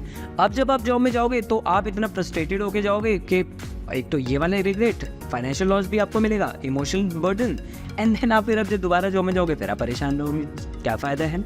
उससे अच्छा ये है कि अगर आपके पास जेन्युइनली ये एक कोई अच्छा आइडिया है, जेन्युइनली आप कुछ क्रिएट करना चाहते हो, तो आप उसके लिए रिस्क लेने को रेडी हो। आप उसके लिए बिना पैसे के भी काम करने को रेडी हो। आपके पास उसके लिए बैकअप होना चाहिए फाइनेंशियल, यार, वरना नहीं कर पाओगे आप काम, राइट? आपको पता है मेरे को पैसा नहीं आ रहा, तब भी आप लगे हुए हो। वो सब तभी पॉसिबल है जब आप जेन्युइनली कोई प्रॉब्लम का सोल्यूशन देना चाहते हो, जो उन केवल 5, 10, 15, 20% लोगों के पास होता है। मैं वो, ठीक है, अब उनमें से भी क्या होता है कि लोग, तो सबसे पहले ये डिफरेंस होना ज़रूरी है। तो मैंने बताया प्रो स्टार्टअप मीन्स मैं जेन्युइनली कुछ क्रिएट करना चाहता हूँ जो लोगों की हेल्प करेगा, then it's fine. Anti job होके मत। अब जब आप आ गए बिजनेस की दुनिया में, अब आप आ गए, तो सबसे पहले आपको ये समझना ज़रूरी है कि भाई मैं जो भी करना चाह रहा हूँ उसके लिए मेरे को सीखना और रेगुलरली ऑब्जर्व करना बहुत ज़्यादा ज़रूरी है। बेसिकली अपडेटेड रहना बहुत ज़रूरी है। तो आप जिस भी इंडस्ट्री में आप अपना करना चाहते हैं, उस इंडस्ट्री के बारे में जो अच्छे अच्छे ब्रांड्स हैं, सीखें, पढ़ें उनके बारे में, किताबें पढ़ें, न्यूज़पेपर में पढ़ें, इंटरनेट पे पढ़ें, उनके पेजेस पढ़ें, उनके वेबसाइट पढ़ें, उन सबके आजकल यूट्यूब चैनल्स हैं, सब ने हिस्ट्रीज बताई हुई हैं, उनको आप पढ़ें, उनकी केस स्टडीज़ पढ़ें। तो ये टाइम देना पड़ेगा। ऐसा नहीं होता कि आज कोई आइडिया आया और आज आपने बस एकदम से लॉन्च कर दिया तो गिरेगा, आप मुँह की खाओगे, है ना? तो ज़रूरी है कि आप उसमें रेगुलरली अपने आप को अपडेटेड रखो वहाँ पे। सेम मैंने भी स्टार्टअप करने से पहले सब बड़ी बड़ी कंपनीज की इन डेप्थ को पढ़ा कि उन्होंने क्या ऐसी मिस्टेक करी थी जो मैं ना करूँ। मिस्टेक सभी करते हैं और वो डेफिनेटली उन्होंने एक टाइम पे आके इंटरव्यूज़ में बताया होता है। और क्या ऐसा प्लस पॉइंट था कि इन्होंने स्टार्टिंग में कैसे यूज़र ग्रैब किए उस एप्लीकेशन पे, डेटिंग एप्लीकेशन पे, वो मैंने बहुत डीपली पढ़ा उनको। तब जाके मैंने चीज़ को समझा। ठीक, इंटरेस्टेड ज़रूर था मैं करने में, बट इन डेप्थ नहीं पता था। मेरे को ये पता था कि ठीक है मैं मार्केटिंग कर लूँगा, चला लूँगा इस एप्लीकेशन को, यूज़र्स को ले आऊँगा, लेकिन इन डेप्थ चीज़ नहीं पता थी कि इसमें क्या फेस करनी पड़ती है। जो यूज़र आता है तो वो आपको क्या बताता है। बट आपने ये बहुत सही चीज़ बताई कि आपको पहले से ही उन कंपनीज जो ऑलरेडी सक्सेसफुल हैं उनको पढ़ना ज़रूरी है। नहीं पढ़ेंगे तो थोड़ा मुश्किल। आपने करी? बिल्कुल, बहुत ज़्यादा। हाँ, रेगुलरली हम लोग स्टडी करते ही रहते हैं, ना कि सिर्फ एडटेक ही नहीं, हम ओवरऑल भी एंटरप्रेन्योरियल वर्ल्ड के अंदर भी देखते हैं। क्योंकि हमारा जो काइंड ऑफ, हमें लगता है कि एंटरप्रेन्योरशिप तो है ही, बट उसके साथ क्योंकि हमारा सोशल मीडिया पे इतना ज़्यादा रोल है, तो हम उसके हिसाब से भी देखते हैं कि हर कंपनी अपना सोशल मीडिया कैसा रन कर रही है, हर कंपनी क्या नया लाने की कोशिश कर रही है, या उसके जो फाउंडर्स है वो विजन क्या रख रहे हैं, उनकी अब आगे की प्लानिंग क्या है, या पीछे की वो अपनी उस चीज़ों में क्या इंप्रूवमेंट ला रहे हैं। देखिए, समझदार तो वही है जो अपनी गलतियों से तो सीखे लेकिन दूसरों की गलतियों से ज़्यादा सीखे। हाँ। तो वही हमने करने की यहाँ पे कोशिश की और हम रेगुलरली करते रहते हैं। ओके, अभी आपने कुछ जैसे बीच में बताया था, ऑफ कैमरा भी आपने बताया था, वो कौन सी बुक्स है जो एक एंटरप्रेन्योर या बिजनेसमैन या लाइफ में भी आप कुछ गोल्स हैं उसको अचीव करने के लिए, वो कौन सी जो हमें हेल्प करती हैं? किस टाइप की बुक्स जो आप बता रहे थे? देखिए, बुक्स तो अथाह सागर है पूरी दुनिया में, है ना? हर एक चीज़ के ऊपर अलग अलग बुक्स हो सकती हैं। जैसे मेरी अभी आपसे बात चल रही थी मार्केटिंग से रिलेटेड, जब ऑफ कैमरा, ठीक है, तो मार्केटिंग के लिए मेरे को जिन बुक्स ने बहुत ज़्यादा हेल्प किया शुरू में, वो थी गैरी वी की क्रशिंग इट और रॉबर्ट सियाल्डिनी की इन्फ्लुएंस। ये तो मतलब मान के चलेंगे मार्केटिंग की मैं तो सबसे बाइबल मानता हूँ। ऐसी चीज़ है कि मतलब उसके अंदर जो कॉन्सेप्ट है और एग्जांपल्स है ना, वो इंसान लाइक देखेगा अपने सामने होते हुए, ऐसा है। फिर अभी रिसेंटली मैंने बुक पढ़ी, शायद आशीष नाम है ऑथर का, मैं फुल नेम उनका भूल रहा हूँ, fast cheap viral. And coincidentally Gary Vee की क्रशिंग इट और ये फास्ट चीप वायरल का कवर भी येलो येलो है। फास्ट चीप वायरल जो है वो इंडियन ऑथर है और उन्होंने फास्ट चीप वायरल जो है वो इंडियन ऑथर है और इक्सीगो एक ब्रांड है, तो इक्सीगो के लिए वो पूरा मार्केटिंग उसका हैंडल करते हैं। तो उन्होंने उसमें बहुत प्रैक्टिकल एग्जांपल्स दिए हैं, वीडियोस के लिंक बाकायदा उन्होंने बताए हैं कि आप हमारे चैनल पे ये वाले वीडियो देखो, ये वाले बुक में पूरा सब कुछ डिटेल, एक एक केस स्टडी, मतलब वो मुझे सबसे ज़्यादा मज़ा आया उस बुक को पढ़ के, क्योंकि पूरी प्रैक्टिकल अप्रोच थी, पूरा उसमें फ्रेमवर्क दिया है। ये उन लोगों के लिए है जो कंटेंट मार्केटिंग करते हैं, जो कंटेंट क्रिएट करना चाहते हैं, चाहे पर्सनल ब्रांड के लिए, चाहे आप एक बिजनेस अपना चला रहे हैं। तो उसमें अब आपको बताएंगे कि यार किस किस तरीके, इवन आपको ऐड भी अगर बनाना है तो किस तरीके का फ्रेमवर्क है। ऐसा कुछ नहीं कि बहुत अच्छी लाइन उस पर ये थी कि ना लोग अक्सर डर जाते हैं, लोगों को लगता है कि मैं तो क्रिएटिव नहीं हूँ, मैं तो क्रिएटिव नहीं हूँ। पर क्रिएटिविटी आप लेके पैदा नहीं होते हो, क्रिएटिविटी जनरेट की जाती है, इसका सिस्टम होता है। ऐसा नहीं होता कि दुनिया में सिर्फ गिने चुने क्रिएटिव लोग हैं वही इतनी वीडियोस बना रहे हैं, ऐसा नहीं होता है। There is a framework to it. जैसे एक अच्छी रील का फ्रेमवर्क आजकल चल रहा है ना, हुक होना चाहिए 3 सेकंड्स का, देन आपका इंट्रोडक्शन, देन मेन, वो है ना। तो उसी तरीके से क्रिएटिव कुछ अच्छा सोचने का भी फ्रेमवर्क, एक IUCTC उन्होंने बहुत अच्छा एक फ्रेमवर्क बताया उसमें। तो ये 2-3 बहुत अच्छी बुक्स हैं जो ना लोगों को पढ़ने चाहिए।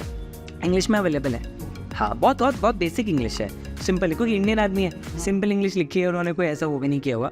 बट ये चीज़ें हर उस इंसान के लिए जो आप कंटेंट क्रिएट करना चाहता है, पर्सनल ब्रांड बनाना चाहता है, या मार्केटिंग फील्ड में आ रहा है, या एंटरप्रेन्योर है, समझ रहा है कि मार्केट कैसे करना है, उसके लिए बहुत ज़्यादा ज़रूरी ये 2-3 बुक्स हैं। अच्छा, अब थोड़ा सा और इन डेप्थ जाके एक चीज़, एक एंटरप्रेन्योर के लिए सिर्फ अपनी कंपनी देखने के अलावा या टीम मेंबर्स को देखने के अलावा अपनी लाइफ में और क्या चीज़ें करनी चाहिए जो उसके बिजनेस, उसके गोल को और अचीव करने में हेल्प कर सके? 2 चीज़ें करनी चाहिए सबसे ज़्यादा। नंबर 1 है नेटवर्किंग, ठीक है। एक एंटरप्रेन्योर जब तक जाके लोगों से नहीं मिलता है तब तक उसका अपना दिमाग खुल ही नहीं सकता है। लोग एक्चुअली नेटवर्किंग करने से डरते हैं एंटरप्रेन्योर्स। उनको ऐसा 2 चीज़ें लगती हैं। उनको लगता है कि कोई मेरा आइडिया ना चुरा ले, ठीक है, इसलिए मैं जाके किसी से बात नहीं करूँगा। एंड दूसरा, उनको डर लगता है कि उन लोगों का ही डर लगता है, मतलब उनको लगता है सामने वाला बड़ा इतना इंसान है, मैं जबकि कैसे बात करूँगा, टाइम देगा या नहीं देगा, मेरी बात सुनेगा या नहीं सुनेगा, कहीं ऐसे हटा तो नहीं देगा। नहीं भाई, आप कोई पापाराज़ी नहीं हो, आप कोई फ़ैन नहीं हो कि आप किसी नेटवर्किंग इवेंट में जा रहे हो तो सामने वाले भी आपको अच्छे से ही बात करता है। हाँ, प्रोवाइडेड जेन्युइनली उसके बाद टाइम होना, ऐसे नहीं वो किसी से बात कर रहा, बीच में एकदम से घुस जाओगे तो कोई भी ऑफेंड हो जाएगा। लाइक दैट, यू नो, एक पर्सन को एटिकेट तो रखना है। बट ये सबसे पहली चीज़ और सबसे इंपॉर्टेंट चीज़ है। तो पहला ये कि अगर कोई ये डर रहा है कि यार कोई मेरा आइडिया ना चुरा ले, तो समझो अगर आप किसी इंसान से मिलोगे ना और उसको बात करोगे, हो सकता है वो आपको किसी अच्छे इंसान से कनेक्ट करा दे। जैसे आपने अभी एक बात बोली कि आप मार्केटिंग की एक्सपर्टीज़ रखते हो, टेक की आप नहीं रखते हो, क्या पता कोई इंसान जो से आप बात करो वो बता दे, अरे यार तुम्हारा आइडिया अच्छा है, I know this person, you can approach him, is also looking for a business partner. तो you will find a co-founder. अब को-फाउंडर से अपने टीम मेंबर को कैसे डिसाइड करें? को-फाउंडर है या CEO है, बेसिकली एक अवेलेबिलिटी है एक इंसान को किसी भी तरीके से चलाने की, लेकिन उसके पास वो मेंबर्स नहीं है, वो कैसे फाइंड आउट करे? और प्लस अगर वो नेटवर्किंग करना चाह रहा है, मैं अपना एग्जांपल लेता हूँ, मुझे नहीं पता कैसे नेटवर्किंग करनी, मैं कैसे करूँ नेटवर्किंग, कैसे लोगों से मिलूँ, कैसे अपना को-फाउंडर ढूंढूँ?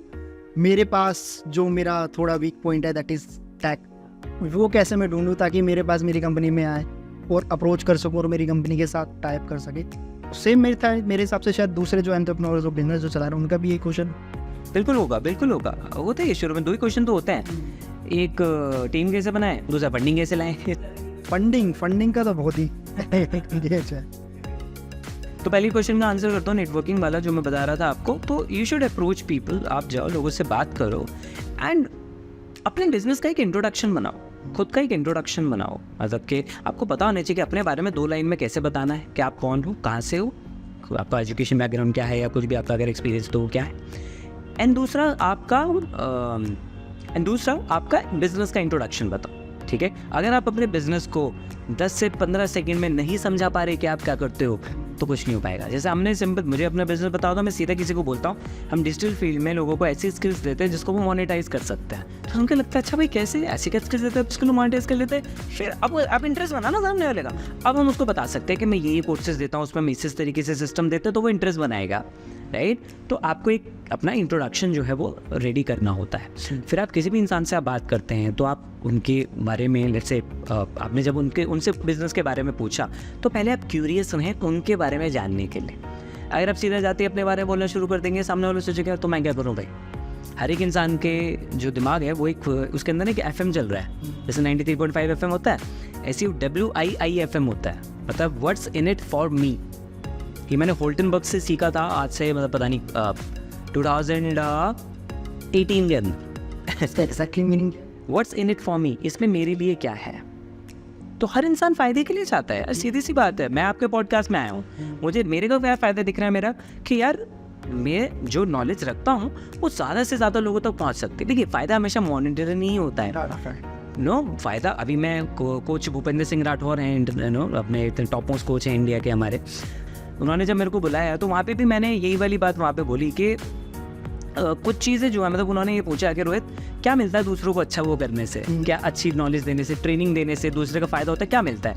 मैंने कहा सर देखो कुछ चीज़ें होती हैं फिजिकल वर्ल्ड के लिए आप करते हो, कुछ चीज़ें आप अपनी सोल के लिए करते हो कि आपको अच्छा लगता है, सेटिस्फैक्शन मिलती है। तो आप ये पॉडकास्ट इसीलिए कर रहे हो कि ज़्यादा से ज़्यादा लोग तो नॉलेज दे पाओ, वो आपका फ़ायदा कि आपको एक गेस्ट मिला जो एक डिफरेंट फील्ड की नॉलेज दे सकता है, बिजनेस की नॉलेज दे सकता है, एंटरप्रेन्योरशिप। मुझे मिला कि यार मैं अपनी नॉलेज किसी के माध्यम से हज़ारों लाखों लोगों तक पहुँचा सकता हूँ, करोड़ों लोगों तक पहुँचा सकता हूँ। तो ये जो चीज़ है ये तो फिर इंटरनली होती है। तो ये होता है what's in it for me, कि इसमें मेरा क्या फ़ायदा है। तो हर इंसान वो चाहता है। आप जब जाके किसी सामने वाले से पूछोगे नहीं तब तक आप उसको कुछ ऑफर नहीं कर सकते, राइट। अभी जैसे हमारी ऑफ कैमरा बात हो रही थी तो हमने देखा कि हम कहाँ पे इस सिनर्जी बिल्डअप कर सकते हैं, हम लोग कहाँ पे टाइप कर सकते हैं। वो क्यों हुआ? क्योंकि आपने मेरे बारे में जाना, मैंने आपके बारे में जाना, तो देखा यार हम लोग मिलके भी कुछ कर सकते हैं, व्हाई नॉट। तो यही होता है। तो सबसे पहले अपना डर हटाएं, मैक्सिमम लोगों से मिले और जाके अपने इंट्रोडक्शन रेडी रखें और सामने वाले इंसान से पहले पूछे कि वो क्या करता है, उनके बारे में जाने। डेफिनेटली वो भी आपसे पूछेगा। इस तरीके की नेटवर्किंग कैसे ढूंढ सकते हैं, मतलब जिनको नहीं पता? नेटवर्किंग इवेंट्स पे जाएं, ठीक है। आजकल इतनी ऐप आ गई हैं। एक पता नहीं मैंने कुछ दिन पहले एक ऐप इंस्टॉल करी थी, शायद मीटअप नाम है या पता नहीं क्या। आप कौन सी ऐप बता रहे हैं? अच्छा वो मुझे नहीं पता, मुझे मीटअप पता है। बाकी फिर वैसे ही सोशल मीडिया पे इतना मैंने लोगों के पेजेस फॉलो किए हुए ट्रेनर्स वगैरह के कि उनके कोई भी सेशंस होते हैं तो ऐड दिखते रहते हैं मुझे, है ना। इवेंट चलाते हैं भाई, एल्गोरिथम इतना अच्छा काम करता है। आप 2-4 पेजेस लाइक कर लो, उसके ऐड वैड आपको दिखने लग जाएंगे, है ना। तो आप फेसबुक पे करो नेटवर्किंग के बारे में, networking groups, networking events, you know वो आप कर सकते हो। आप गूगल पे कर सकते हो, आप इंस्टाग्राम पे भी चेक कर सकते हो। आजकल मेरे इतने सारे पेजेस हैं। तो ये थोड़ा ढूंढना पड़ेगा आपको, आसपास में इतने इवेंट्स हो रहे होते हैं। तो उन इवेंट्स में जाओ, फ्री इवेंट्स होते हैं, कोई फ्री वर्कशॉप कर रहा है, कोई सस्ती सी भी वर्कशॉप कर रहा है 500 रुपये की, 1000 रुपये की, चले जाओ यार। क्या महीने का आप 1000 रुपया अपने बिजनेस के लिए नहीं, अपनी लर्निंग के लिए नहीं कर रहे हो तो क्या फ़ायदा है। फिर भूल जाना चाहिए कि आप बिजनेस ग्रो करोगे। You need to network with peoples. जाओ वहाँ पे लोग मिलेंगे आपको, खूब लोग मिलेंगे आपको। कोई एक पर्सन आपको दूसरे से मिलवा देगा और कुछ भी ना सही उस इंसान से, पता नहीं कोई इंसान से कौन सा आपको कॉन्टैक्ट मिल जाए जो आपकी पर्सनल लाइफ में आपको किसी चैलेंज में हेल्प कर दे। You never know. बिल्कुल। तो शायद इसी बेसिस पे लोग अपनी टीम या फाउंडर्स या को फाउंडर्स भी ढूंढ सकते हैं। ऐसे ही मिलते हैं लोगों को। बैंगलोर में तो इतना ज़्यादा ही कल्चर कॉमन है, यू नो। तो ये वाली चीज़ है। तो नेटवर्किंग आप इस तरीके से कर सकते हैं। ऐप्स आजकल बहुत सारी आ गई हैं, गूगल पे ऐप्स भी चेक कर सकते हो, मिल जाएगी वहाँ पे, है ना। तो उस पर आप रेगुलरली चेक कर सकते हो। फिर दूसरा जो था, मैं आपने तो अपने नेटवर्किंग पूछा। हाँ, दूसरी चीज़ जो मैं आपको बता रहा था एक एंटरप्रेन्योर में होनी चाहिए, वो ये कि उसको पर्सनली अपने लिए भी कुछ ना कुछ करते रहना चाहिए। जैसे उसको अपनी हेल्थ के लिए कुछ ना कुछ एक्टिविटीज़ ज़रूर करनी चाहिए। अपनी हेल्थ पे कोई भी चीज़ जो उसको खुशी दे। लाइक जब मैं बिज़नेस बिल्ड कर रहा था तो मैं स्टोरी टेलर भी हूँ, मैंने स्टोरी टेलिंग सीखी उसी दौरान 2021 में। तो 1 साल बिजनेस रन किया तो एक गेस्ट आए हमारे इसमें संडे वाली ट्रेनिंग में, महक मिर्ज़ा प्रभु। तो स्टोरी टेलिंग के बारे में उन्होंने सेशन लिया, मुझे बड़ा अच्छा लगा। मैंने उनसे बात की, मैंने कहा मैं भी ये सीखना चाहता हूँ। उन्होंने बोला ठीक है आप भी सीख सकते हो। मैंने उनके कोर्स में एनरोल किया। उनके कोर्स में एनरोल करने के बाद मैंने सीखा कि स्टोरीज लिखते कैसे हैं, है ना। पहले मैं हमेशा सोचता था कि कैसे लिखा जाता है यार, यू नो। तो लिखी, तो वहाँ से मुझे पता लगा फिक्शनल स्टोरीज़ कैसे क्रिएट करते हैं। फिर मैंने उन स्टोरीज़ को परफॉर्म करना शुरू किया तो मुझे देखा कि यार मैं एक्ट भी अच्छा कर लेता हूँ। तो मुझे वहाँ से जो मेरी हॉबीज़ थी वो धीरे धीरे मेरे को, मैं उस पर काम करता गया तो मेरे को अपना पैशन पता लगा। उसने मेरे को बिजनेस से हट के अपना माइंड रिलैक्स करने में बहुत हेल्प करी। प्लस मुझे बहुत सारे अच्छे अच्छे कॉन्टैक्ट्स दिए। वो कॉन्टैक्ट से बिजनेस में भी हेल्प मिलती है आज मुझे, उन कॉन्टैक्ट से पर्सनल लाइफ में भी हेल्प मिलती है। देखिए एक स्टार्टअप जो है ना वो एक एंटरप्रेन्योर के बेसिस के दम पे ही चलता है, मतलब है ना। हम लोगों ने, मैं बोल रहा हूँ हम बहुत सीखते हैं। अभी हमने एक बिजनेस कोचिंग ली राहुल जैन सर से, इंडिया के top most business coach, right. उनसे कोचिंग ली हमने। तो बहुत अच्छी बात उन्होंने बोली कि एक ट्रेन होती है ना, एक ट्रेन की स्पीड इंजन की स्पीड से कभी ज़्यादा नहीं हो सकती, राइट। तो आपके बिजनेस की स्पीड एक एंटरप्रेन्योर की जो स्पीड है उससे ज़्यादा नहीं हो सकती। तो आपका बिजनेस उतना ही प्रोडक्टिव बनेगा जितना एक एंटरप्रेन्योर प्रोडक्टिव रहेगा। तो आपको अपनी हेल्थ के ऊपर ध्यान देना है, आपको उन चीज़ों पे ध्यान देना है जो आपको खुश रखें, जो आपको एक्टिव रखें। और वो कुछ भी हो सकता है। अगर आपको इवन सिर्फ डांसिंग पसंद है, जाओ, है ना। आपको एक्टिंग पसंद है, करो। आपको पोइट्री पसंद है, करो। आपको स्पोर्ट्स पसंद है, करो। और इन सब के लिए टाइम निकाला जा सकता है। जो लोग कहते हैं टाइम नहीं, सबसे बड़ा झूठ है। हाँ, मैं मानता हूँ बिजनेस के इनिशियल स्टेजेस में भी नहीं मिलेगा, मुझे 1 साल नहीं मिला, उसके बाद मैंने टाइम निकालना शुरू किया क्योंकि खुद नहीं मिलता। 1 साल मैंने देखा, अब ठीक है, अब मैं थोड़ा थोड़ा कर सकता हूँ। और मैं तब भी सजेस्ट करूँगा कि स्टार्टिंग में ज़्यादा ना सी, दिन के 15 मिनट मेडिटेशन के लिए तो निकाल सकते हो, 15 मिनट वॉक के लिए निकाल सकते हो, इतना तो कर लो यार। सुबह 6 बजे उठ के आप कौन सा अपना बिजनेस कर रहे हो, इतना कर लो आप। तो ये जो चीज़ें हैं, ये एक एंटरप्रेन्योर को बहुत ज़्यादा हेल्प करती है इसके लिए। और फिर बात आती है जो आपने दूसरा क्वेश्चन पूछा था कि अपनी टीम कैसे बनाए। तो जब टीम बनाते तो उसके बारे में क्या सोचें, मतलब क्या क्राइटेरिया रखें हम, है ना। देखिए, टीम में जो भी इंसान को आप एज अ को फाउंडर ले रहे हो या अपनी टीम में आप हायर कर रहे हो, उसके लिए सबसे इम्पॉर्टेंट है वो आपके विजन के साथ अलाइन है या नहीं। आप हैं, कुछ अच्छा करना चाहते हैं, वो आ रहा है वो जो सिर्फ मनी माइंडेड बात कर रहा है, नहीं चल पाएगा। मैं ये नहीं कह रहा कि मनी को लेके कॉन्शियस नहीं होना चाहिए, हर एंटरप्रेन्योर को फाइनेंशियली स्मार्ट होना चाहिए। वो तो भाई पैसा तो कमाना है, आपको प्रॉफिट तो गेन करोगे तभी बिजनेस चलेगा, लेकिन सिर्फ पैसा नहीं मोटिव होना चाहिए ना। दोनों में फाइनेंशियल स्मार्टनेस हो, लेकिन दोनों में वो विजन भी अच्छा हो जो मिलके आप क्रिएट करना चाहते हैं। अगर वो आपके उस ड्रीम के साथ नहीं मैच कर रहा है, वो बिजनेस आपका वो कितना भी टैलेंट। हमारे यहाँ पे अच्छे से अच्छे वेल एक्सपीरियंस्ड लोग आए इंटरव्यू देने के लिए, हमने नहीं हायर किया। क्यों? हमें देखा इसका जो एटीट्यूड है वो तो हमारे कल्चर के साथ ही मैच नहीं कर रहा है। ये तो आगे हमारे बच्चे परेशान हो जाएंगे इससे, तो हम लोग बच्चे कहते हैं आ जाएगी ना, नेगेटिविटी आ जाएगी। यस, आप ज़रा सी, उन्होंने बताया। और हम हमेशा ना इंटरव्यू में ये चीज़ ज़रूर पूछते हैं कि आपको पिछली कंपनी में क्या गलत लगा, क्या ख़राब लगा। कई लोग तो बड़े स्मार्ट होते हैं, वो नहीं बताते। कई होते हैं वो बता देते हैं, खोल देते सारे राज। अच्छा, उसमें भी 2 तरह के होते हैं। एक होता है जो हमें दिखता है कि हाँ जेन्युइनली ये प्रॉब्लम आती है तो हम कंसिडर कर सकते हैं। हाँ, दूसरे में जो दिखा कि इसकी पर्सनल प्रॉब्लम है, क्योंकि इसका अपना नेचर और एटीट्यूड ऐसा है, इसलिए ये इस प्रॉब्लम को इसने इतना बड़ा बनाया और ये जॉब स्विच कर रहा है। ऐसे लोग को हम कभी नहीं हायर करते। तो इंटरव्यू के लिए भी बहुत इंपॉर्टेंट टिप है हमारे दर्शकों के लिए कि आप ऑनेस्ट रहें। जो आप होंगे ना वही वहाँ पे जाएगा। तो अपने एटीट्यूड को सुधारें, उस पर काम करते रहें, सेल्फ डेवलपमेंट पे काम करें। तो आपको ऐसे इंसान को ही अपने साथ रखना है, चाहे एम्प्लॉई हो चाहे ऐसा पार्टनर आपको हो जो आपके विजन के साथ, ड्रीम के साथ अलाइन हो, आपके जैसी सोच मिलती हो। मैं नहीं कहूँगा आपके शौक मिलते हो, आपका नेचर मिलता हो, नहीं हो सकता आप बड़े नॉर्मल हो, वो बड़ा एग्रेसिव हो सकता है, लेकिन दोनों अगर इस चीज़ को लेकर रेडी है कि भाई हमें पर्सनल नहीं लेना, हम एक कॉमन गोल के लिए काम कर रहे हैं, तो वो 2 लोग जब एक बन के काम करेंगे डेफिनेटली वो करें। राइट। एंड आपके विज गुरुकुल के अंदर ये भी सिखाते हैं क्या कि किस तरीके से टीम हायर करनी चाहिए, अगर कोई सीखना चाहेगा तो? फिलहाल तो नहीं, बट हम कुछ चीज़ें ऐसी और आगे प्लान कर रहे हैं जो बिजनेस कोचिंग से रिलेटेड होंगी।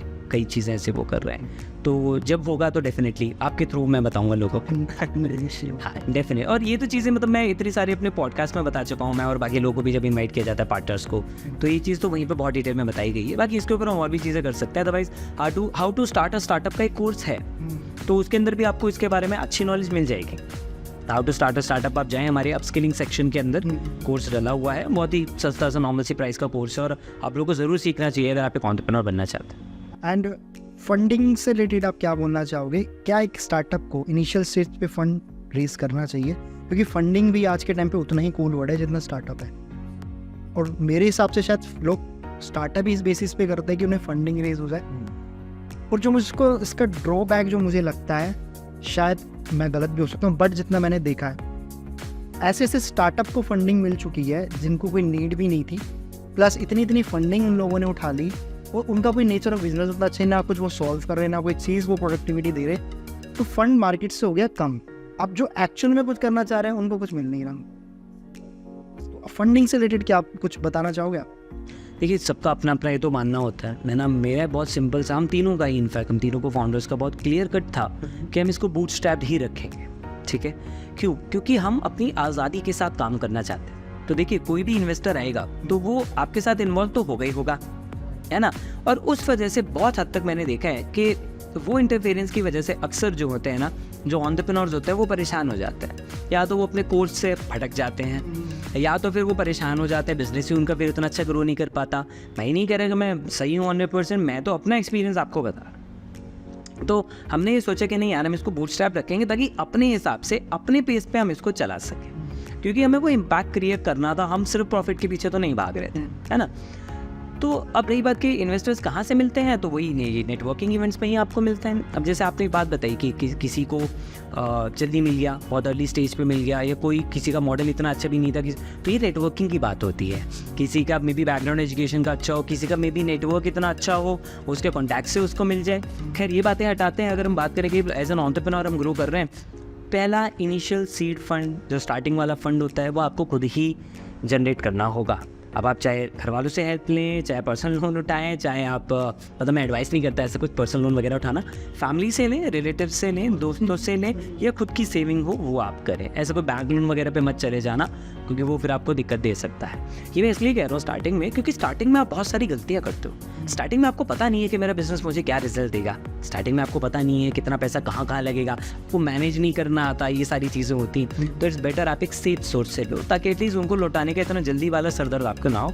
उनके टाइम 3 से 5 साल मुझे थोड़ा सा लग सकते हैं बिजनेस को डेवलप करने में, आप मुझे इतने टाइम के लिए पैसा दे दो ताकि आप फ्री माइंड के साथ उस पर काम कर सको। तो इनिशियल तो आपको वहीं से लेना होगा। ऐसा इस वजह से भी है क्योंकि फंड अब लोग इतना प्रेफर नहीं कर रहे हैं देना इन्वेस्टर्स, और दूसरा इस वजह से भी है कि हाँ, दूसरा क्या है कि जब भी आप फंड लेने के लिए आप जा रहे हैं मार्केट के अंदर, ठीक है, अक्सर मैंने लोगों को देखा है कि उनको अपने प्रोडक्ट का, बिजनेस का, मार्केट का, उस सबका proper experience, proper knowledge, proper data ही नहीं है उनके पास, और फिर वो जा रहे हैं पिच करने के लिए। आपको नहीं मिलेगी फंडिंग कभी, ठीक है ना। देखिए, आइडिया के बेसिस पे आज के टाइम पे फंडिंग मिलना इज नेक्स्ट टू इम्पॉसिबल। या तो आपका आइडिया सच में बहुत ज़बरदस्त है, आपका बैकग्राउंड अच्छा है, वो सारी चीज़ें हैं, तो ठीक है मिल सकता है, आपका कॉन्टैक्ट्स अच्छे हैं तो। अदरवाइज आपको ट्रांजेक्शंस दिखाने ही पड़ेंगे। अरे मैं कॉमन एग्जांपल ले रहा हूँ, शार्क टैंक आप देख लो, नंबर्स के बिना तो वो देते ही नहीं किसी को। आइडिया कितना भी अच्छा हो, सेल्स नहीं है, नहीं मिलेगा। तो पहले हो जाता था, अब नहीं है ऐसा। अब तो इन्वेस्टर नंबर बहुत अच्छे से देखेगा और आपको देगा। आइडिया तो उन्हीं लोगों को मिलता है जिनका बैकग्राउंड अच्छा रहा है, या बहुत ही कुछ तगड़ा कुछ वो ना आइडिया रहे और वो रहे।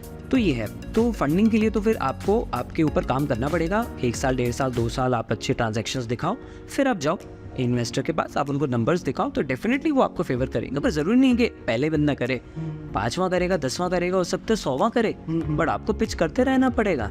And you need to be smart कि आपको पूरा प्लान रेडी होना चाहिए। अगर आप 50 लाख के फंडिंग ढूंढ रहे हो, 50 लाख कहाँ कहाँ खर्च करने वाले हो, है ना। और अगर आपको लगता है नहीं आप उतना रिस्क, उतना स्ट्रेस, उतना प्रेशर नहीं ले सकते, कोई दिक्कत नहीं, बूटस्ट्रैप रखो।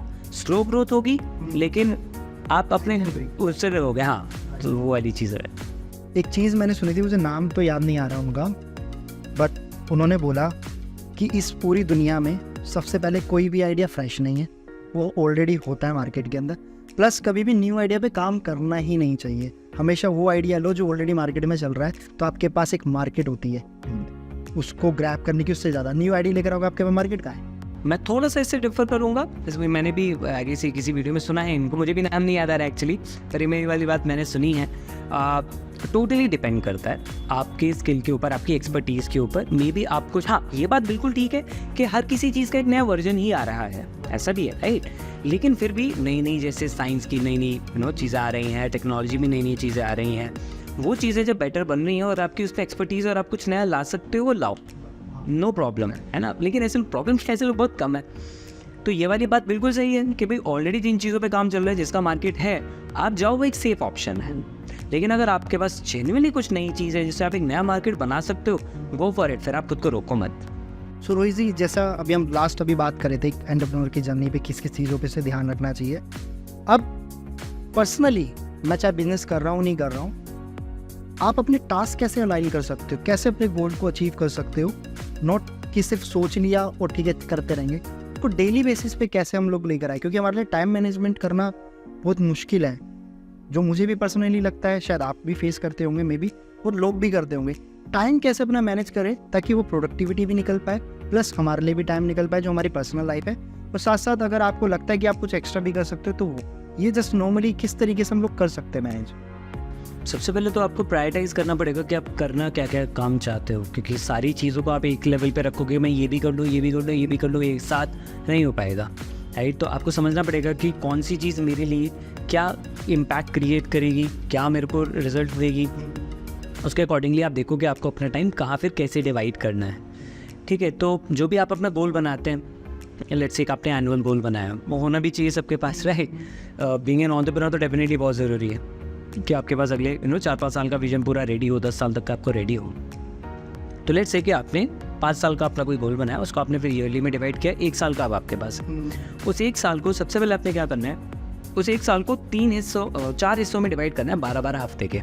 ओके। हाँ, तो ये बुक पढ़नी चाहिए सबको, 12 वीक ईयर ये नाम है उसका, 12 वीक ईयर, साल वाला ईयर, ठीक है। तो आप अपने साल को 12-12 हफ्तों के उसमें डिवाइड कर दो, तो मतलब 3-3 महीने हो गए। बट उसको महीना मत मानना, हफ्तों के हिसाब से काम करने की आदत डालनी चाहिए हमें, क्योंकि महीना कब आता है कब जाता है पता नहीं लगता।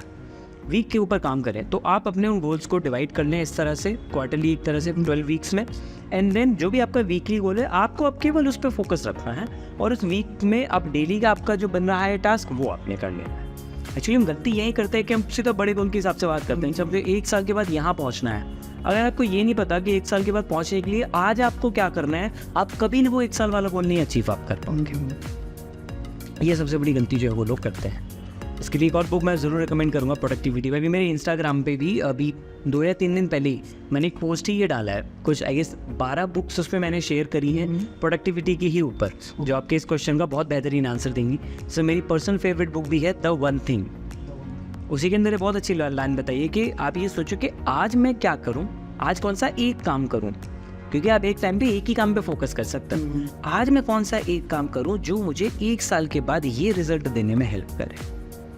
तो इस तरीके से आप अपने टास्क को अलाइन कर सकते हो, इस हिसाब से आप अपने टाइम को मैनेज कर सकते हो कि आपको पता हो कि मेरे लिए कौन सा सबसे इंपॉर्टेंट काम है जिसके ऊपर मेरे को टाइम देना है, चाहे आज के 4 घंटे देने, 6 घंटे देने, what ever it is.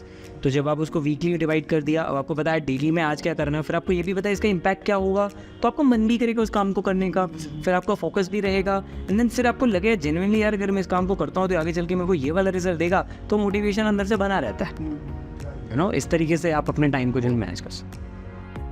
Personal level पे मैंने भी थोड़ा सा अपने आप को फेस किया है, जो मुझे लगता है दूसरे भी। हम लोग जो चीज़ सोचते हैं आज डेली में ये करेंगे, उसमें वो चीज़ें स्किप कर देते हैं। उसका रीज़न जो मुझे लगता है, एक तो मुझे फ़ोन जो डिस्ट्रैक्ट करता है, डेफिनेटली आपने एक बार रील खोली या शॉर्ट्स खोले, देन सेकेंडली अगर आप दूसरे काम में बिजी हो गए उसको छोड़ के, जो आपकी फर्स्ट प्रायोरिटी, देन आप वो छोड़ देते हो।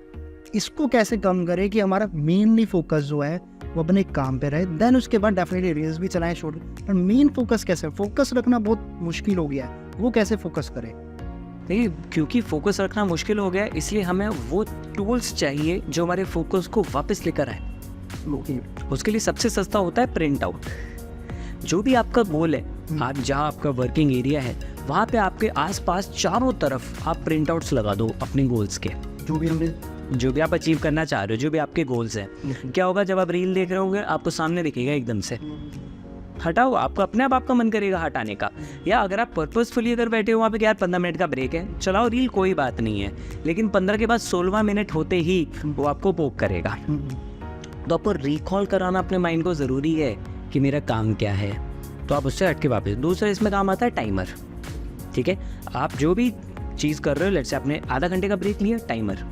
आप काम भी कर रहे हो तब टाइमर और ज़्यादा ज़रूरी है, क्योंकि हमें खुद नहीं पता रहता कि हम कितना फोकस कर रहे हैं कितना नहीं। आप आधा घंटे का, या जैसे पोमोडोरो टेक्निक होती है, 25 मिनट, इंसान का आज के टाइम पे 25 मिनट फोकस होना बहुत बहुत बड़ी बात हो जाती है, पर ये कि एटलीस्ट इतना आप कर लोगे। 25 मिनट का टाइमर लगाओ, टाइमर बजेगा, काम रोक के 5 मिनट का ब्रेक ले लो, फिर वापस आओ, फिर 25 मिनट के लिए बैठो, और उन 5 मिनट में फ़ोन नहीं यूज़ करना आपने। ये कमिटमेंट फिर खुद से करनी पड़ेगी। देखो, सब चीज़ें सेल्फ डिसिप्लिन से ही आती हैं, राइट। 25 मिनट, फिर 5 मिनट का गैप, फिर 25 मिनट, फिर 5 मिनट, फिर 25, फिर 5, और ये 3 बार हो गया। तीसरी बार में आप चाहे तो 15 मिनट का ले लो। अगर आपको लग रहा है नहीं 2 के बाद ही मेरे को 15 मिनट का लेना, कोई बात नहीं, ले लो, बट खुद से ऑनेस्ट रहो कि वापस आके मुझे फिर से बैठना है। तो ये टाइमर बेस्ड वर्क बहुत इंपॉर्टेंट होता है। और इस 5 मिनट के टाइम पे जो भी हम चाहें, टहलना, फ़ोन को छोड़ के टहलना, पानी पीना, जंपिंग करनी है, थोड़ा एक्सरसाइज करना है, कुछ खाना भी है, और एवरीथिंग इज़ फाइन, फ़ोन मत छोड़ो। तो ये तो टीम के लिए भी अप्लाई कर सकते हैं। बिल्कुल, ये तो बहुत इंपॉर्टेंट टिप है आपकी प्रोडक्टिविटी। आप इसको गेमिफाई कर सकते हो, आप अपना ऑफिस में लगा सकते हो 25-25 मिनट के, जो सब अपना अपना स्कोर मेंटेन करें, और जो उसमें अच्छा कर रहा है आपने आज के दिन उसको प्राइज़ दे दिया। ऐसे आप वीकली चैंपियनशिप रख सकते हो, भाई इस वीक का प्रोडक्टिविटी स्टार ये बंदा है हमारा, क्यों, क्योंकि इसने सबसे ज़्यादा 25 मिनट के स्लॉट्स को टिक किया है, और ये और वो रिजल्ट में दिखने लगेगा। तो ऐसी छोटी छोटी चीज़ आप डेफिनेटली टीम के साथ कर सकते हो।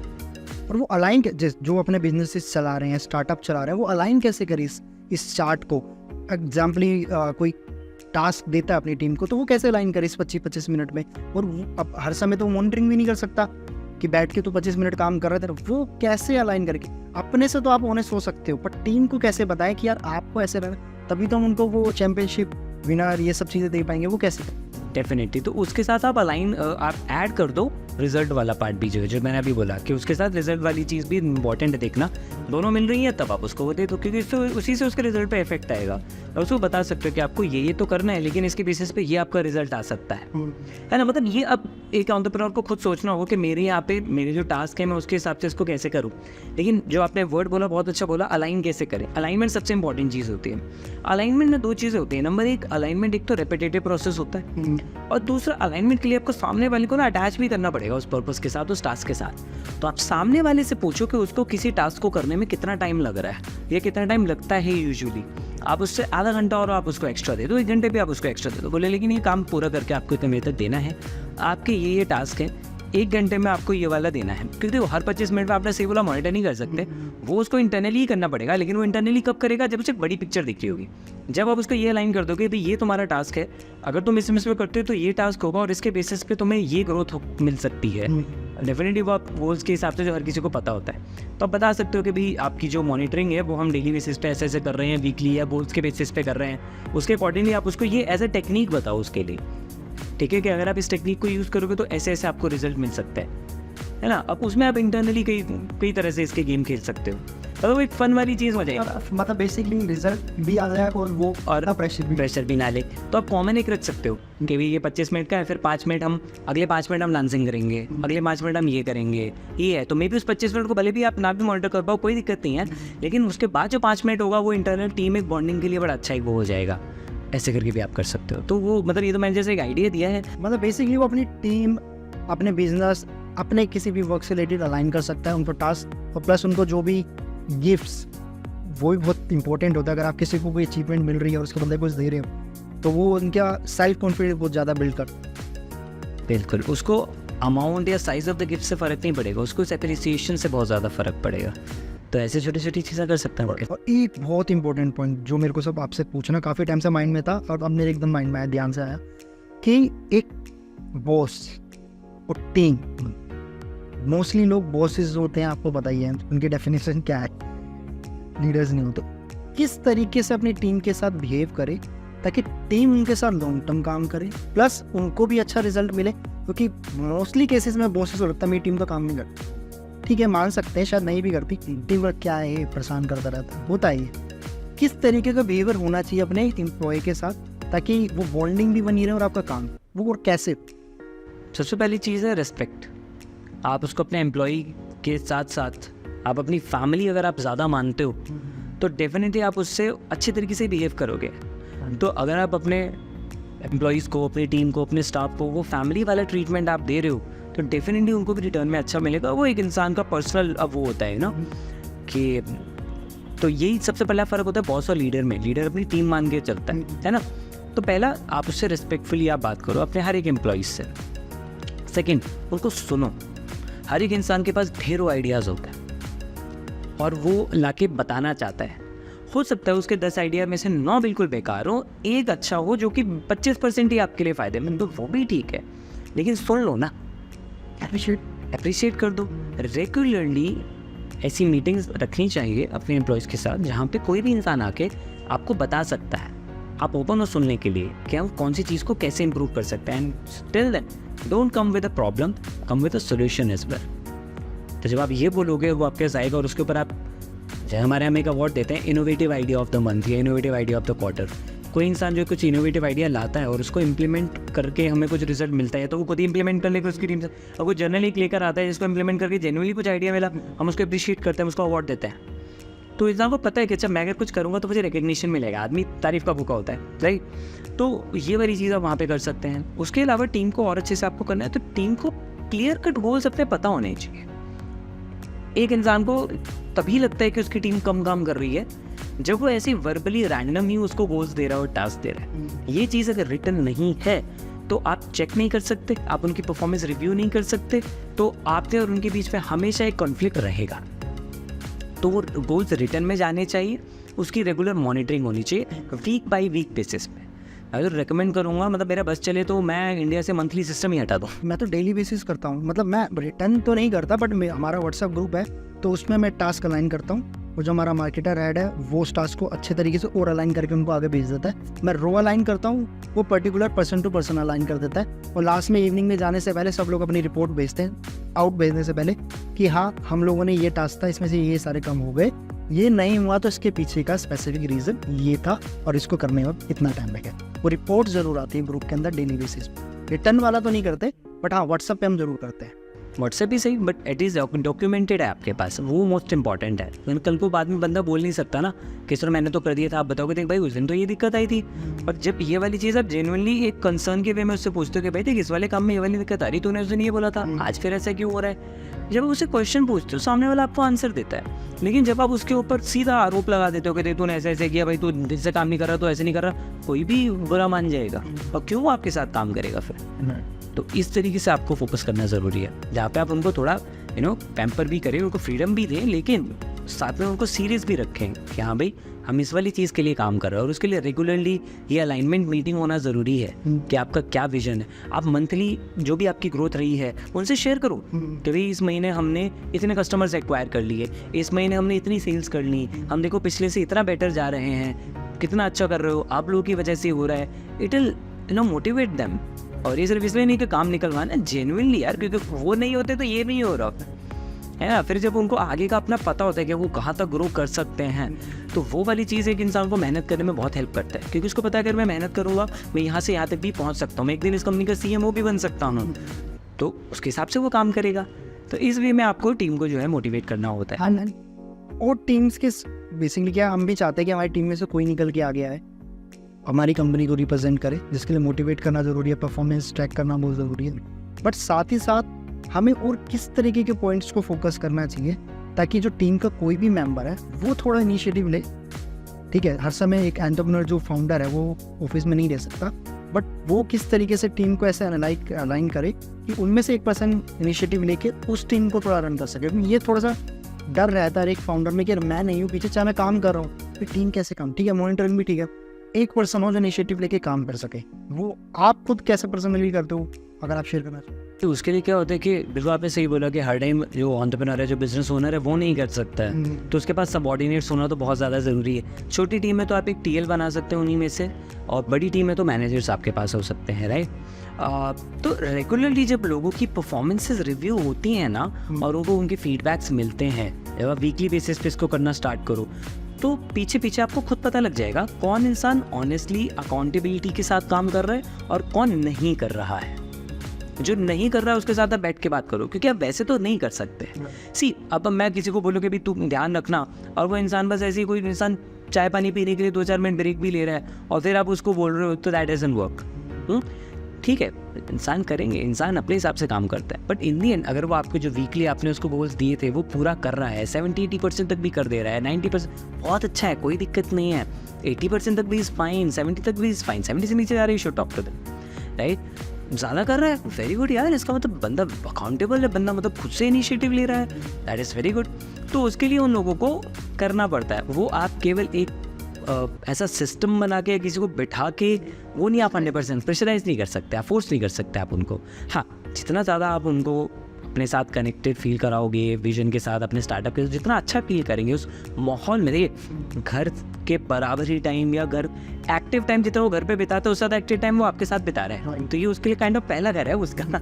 तो इसको वहाँ पे कितना अच्छा माहौल मिल रहा है, कितना फैमिली जैसा एनवायरनमेंट फील हो रहा है, वो उतना इनपुट देने की कोशिश करेगा। ये वही लोग होते हैं जो नए नए आइडियाज़ लेकर आते हैं, खुद ही काम पे लगे रहते हैं, जिनको वहाँ मज़ा आ रहा होता है। तो आपको उस एनवायरनमेंट को देने पे फोकस करना है। टीम को कैसे अपडेटेड रखें? खुद को तो आप रखते हो, बहुत नेटवर्किंग भी करोगे सब चीज़, टीम को कैसे अपडेटेड रखें? सी, उनके पास भी एक लिमिटेड नॉलेज है, उनको कैसे अपडेटेड रखें कि वो भी अपग्रेड होते रहे और उनको भी लगे यार मैं इस कंपनी से कुछ सीख रहा हूँ। बिल्कुल ठीक है, आप उनको टास्क दे दो हफ्ते का, इस हफ्ते आपको आपकी फील्ड से रिलेटेड एक नई चीज़ को प्रिपेयर करके लाना है और यहाँ पे प्रेजेंट करना है। हम ये नहीं कह रहे हैं PPT बनाओ, पेपर पे नोट्स ही बना लो, चाहे 5 मिनट का ही हो, 2 मिनट का ही हो, पर किसी नई चीज़ के बारे में आप बताओगे। ठीक है, आप बुक्स रीडिंग सेशन रख सकते हो, छोटी टीम में बहुत आसानी से हो सकता है, बुक रीडिंग सेशंस रख सकते हो। ठीक है, कि हम लोग मिलके आज 1 घंटे के लिए ये वाली बुक पढ़ेंगे, या कोई भी हम बुक पढ़ रहे हैं और हम 1 घंटे का टाइम रख रहे हैं, हम इसमें बुक की समरीज डिस्कस करेंगे। तो लेट्स से मार्केटिंग वाला है, वो आपने उसको भी मार्केटिंग की बुक दे दी है, उसकी पसंद की नोवेल छोड़ के सेल्फ हेल्प बुक्स की ना, नॉलेज वाली बुक्स। आपने मैनेजमेंट का कोई पर्सन है, उससे रिलेटेड उसको आपने कोई बुक दे दी है ना। और जो भी फाइनेंस होते हैं तो फाइनेंस की कोई उसको, एनी हाउ कोई भी पर्सन कुछ नया कुछ लेकर आए, सिखाए। तो जब आपस में ये वाली चीज़ होगी तो अच्छा लगेगा लोगों को। फन एक्टिविटीज़ आप रख सकते हो कई तरह की, कुछ जो चीज़ में अच्छा है वो कर ले। और यही मुझे कमियां लगती हैं, जो बहुत लोगों की डाउट्स रहते हैं, यार मेरी टीम अच्छा परफॉर्म नहीं कर रही है, मेरा बॉस अच्छा नहीं। शायद वो ये सब चीज़ें नहीं कर रहे, या तो प्रेशराइज कर रहे हैं, या फिर इतनी अच्छी बॉन्डिंग नहीं है उनकी मे बी। और फाइनेंस से ज़्यादा फाइनेंस कैसे स्ट्रॉन्ग करे, एक बहुत इंपॉर्टेंट क्वेश्चन है एक स्टार्टअप बिजनेस किसी भी चीज़ के लिए। फाइनेंस को कैसे ट्रैक करे कि ये इतना इंपॉर्टेंट पॉइंट है, सब कुछ एक तरफ ये छूट गया तो गाड़ी पटरी से उतर जाएगी, इसको कैसे ट्रैक पे लिखें? सबसे पहले अपने एक्सपेंसेस ट्रैक करें। बहुत बार हमें ऐसा पता लगता है कि हमारी कई एक्सपेंसेस बहुत फालतू के हो रहे हैं जिसको बचाया जा सकता है। लेट्स से इसको थोड़ा चार्ट वाइज चार्ट समझा सकते हैं कि फर्स्ट नंबर पे ये, सेकंड ये, ताकि थोड़ा जो लिसनर है व्यूअर्स उनको पता लगे हाँ ठीक है हमारा फर्स्ट चीज़ ये होनी चाहिए, ऐसा। लेट्स से आपके पास 100 रुपये आया, ये आपका इस बार का रेवेन्यू होगा, ठीक है। ये आपका रेवेन्यू है, उसमें से आप ग्रॉस प्रॉफिट निकालोगे। लेट्स से आपका ग्रॉस प्रॉफिट बना 50 रुपीज़ फॉर, ठीक है। अब उस 50 रुपीज़ में से आप ये देख रहे हो कि मेरा बचा हुआ जो 50 रुपीज़ है क्योंकि वो तो आपका एक्सपेंस हो गया, आपका एक रेवेन्यू हुआ महीने का, हर इंसान का रेवेन्यू होता है, यानी बिजनेस कितना आया, पैसा कितना आया। लेट्स से उसके पास 100 रुपये का पैसा है, टोटल सेल हुई 100 रुपये की, तो रेवेन्यू हुआ उसका, ठीक है। अब उसके पास जो उसका प्रॉफिट मार्जिन बचा, जिसे हम ग्रॉस प्रॉफिट कहते हैं, लेट्स से वो बचा 50 रुपये उसके पास। उस ग्रॉस प्रॉफिट में से अब उसके एक्सपेंसेस हटेंगे, ठीक है। टैक्स, एक्सपेंसेस, जो भी चीज़ होती है वो उसके वो हट गए, तो उसके पास अब जो बचा नेट प्रॉफिट, लेट्स से वो बचा 20 रुपीज़, तो 30 रुपीज़ उसके अलग अलग एक्सपेंसेस में गए। अब इसमें कुछ होते हैं फिक्स्ड एक्सपेंसेस, रिकरिंग एक्सपेंसेस जो हर बार होते हैं। लेट्स से हमारे लिए जूम जो है वो एक हर महीने का एक्सपेंस है, बाकी जो टूल्स हम यूज़ करते हैं वो हमारे लिए एक एक्सपेंस है। इसमें सैलरीज भी होगी, शायद सैलरीज भी होंगी इसके अंदर, रेंट भी होगा, हाँ। तो वो जो है अब आपको वो देखना है, कुछ जो फिक्स होंगे जिसमें आप अगर नेगोशिएट कर सकते हो तो करो, लेकिन आप तो ऑफिस रेंट आप नेगोशिएट नहीं कर सकते, बट जूम का सब्सक्रिप्शन कर सकते हैं। तो हम टाइम टू टाइम देखते हैं हमें बड़ा प्लान चाहिए, छोटा प्लान चाहिए, उसमें और क्या बेटर हो सकता है, वो चीज़ें कर सकते हैं। और जैसे आपके ऑफिस में कई तरह के और एक्सपेंसेस हो रहे हैं, कई बार हमें पता नहीं लगता, ऑफिस में पिज़्ज़ा पार्टीज ही बहुत सारी हो जाती हैं, तो हर चीज़ का एक बजट फिक्स होना चाहिए। एंड देन आपको ये देखना है, पहले तो आपको ट्रैक करना बहुत ज़रूरी है कि मेरे कौन कौन से खर्चे कहाँ कहाँ हो रहे हैं, फिर ज़्यादा नहीं 20% उस पर रिडक्शन की आपको कोशिश करनी है। अच्छा, फालतू के रिडक्शन भी मत कर देना कि चाय ही बंद कर देता हूँ सबकी, ऐसा तो आप नहीं कर सकते, बट बी स्मार्ट, जो चीज़ कम की जा सकती है वाई नॉट। आप वेंडर बदल सकते हो, आप नए वेंडर आप ढूंढोगे तो आप पुराने वेंडर से नेगोशिएट कर सकते हो, वो नया वेंडर अच्छा मुझे दे रहा है, व्हाट डू यू से, चेंज कर सकता है आपके। तो ऐसे करके बहुत सारे पैसे बचाए जा सकते हैं। तो पहला फोकस इस पे करना चाहिए कि एक्सपेंसेस ट्रैक करें, ऐसा कैसे बच सकता है। दूसरा, अब जो आपके पास प्रॉफिट बच रहा है उसका थोड़ा पार्ट आपको एज अ कैश रिजर्व रखना होगा, थोड़ा पार्ट री इन्वेस्टमेंट के लिए रखना होगा, बचा हुआ पार्ट वो आपके लिए, वो आपकी इनकम हो गई जो होगी, राइट। मतलब सैलरी तो इंसान हम सैलरी में से निकालते हैं, क्योंकि एंटरप्रेन्योर को भी रनिंग मनी चाहिए, वो मान लेता है सैलरी में से आप निकाल लो, बाकी जो प्रॉफिट बचा लेट्स से वो आपका प्रॉफिट।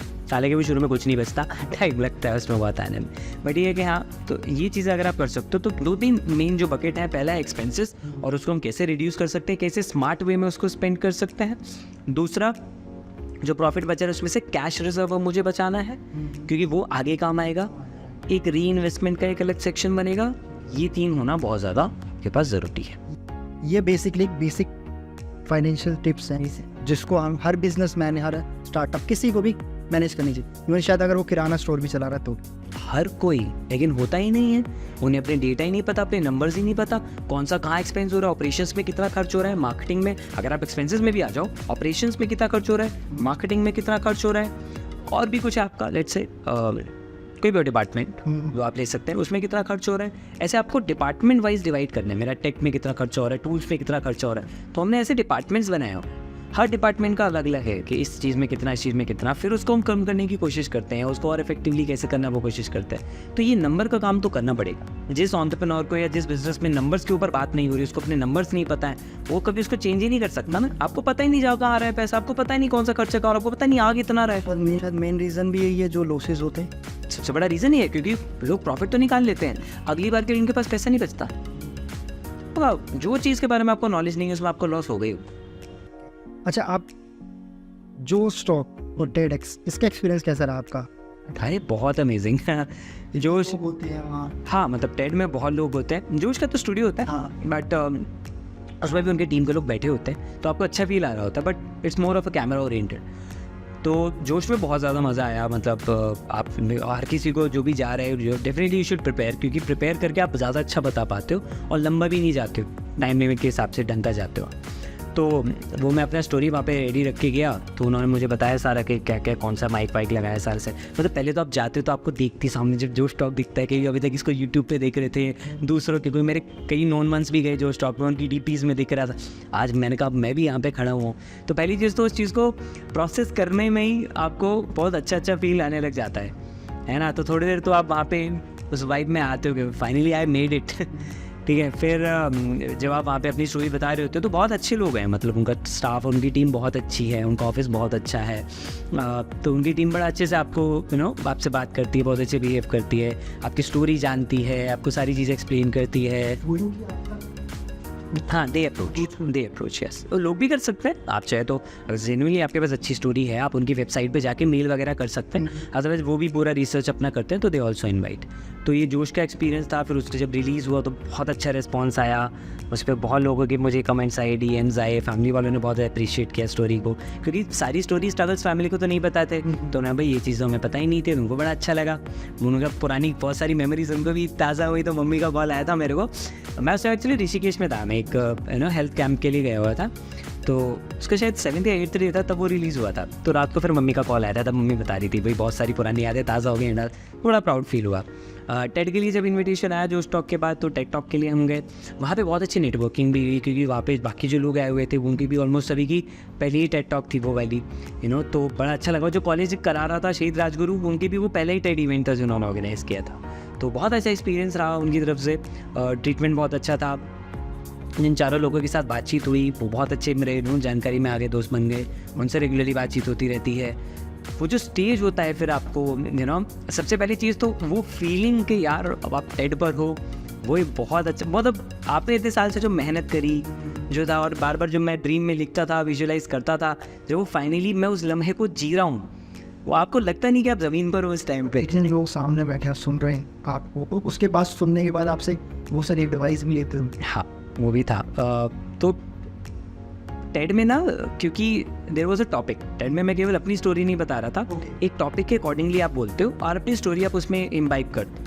तो वो मैंने जब किया उसमें, तो मतलब मुझे को सबसे अच्छा जो चीज़ ये लगी कि यार मैं अपनी पूरी लाइफ में से जो 3 या 4 लेसन जिसने सबसे ज़्यादा मुझे हेल्प किया, मैं वो इस टॉपिक के साथ में अलाइन करके बता रहा हूँ।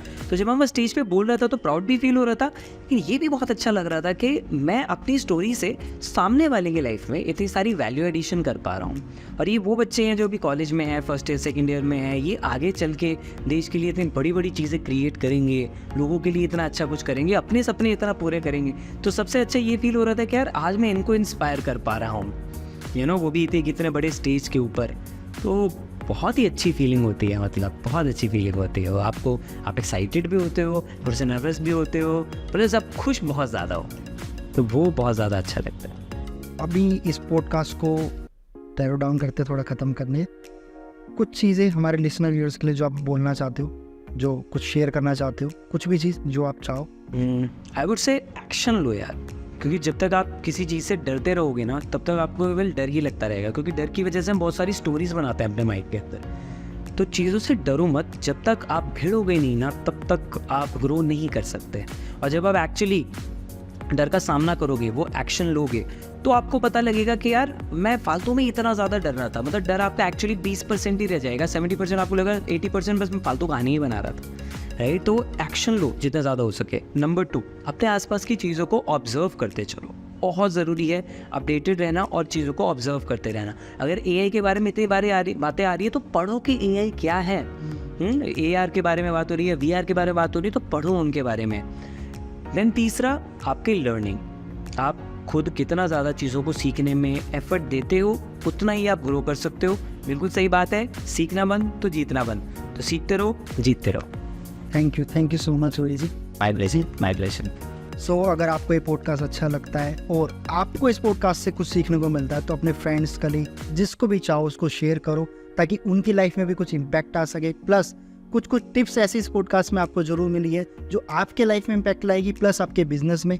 तो इस पॉडकास्ट को जरूर शेयर करना और कोई भी आपको क्वायरी हो, कोई भी इश्यूज हो, आप मुझे कमेंट बॉक्स में ज़रूर बताना और आप मुझे डायरेक्टली इंस्टाग्राम पे भी मैसेज कर सकते हो। सो जब तक के लिए बाय बाय।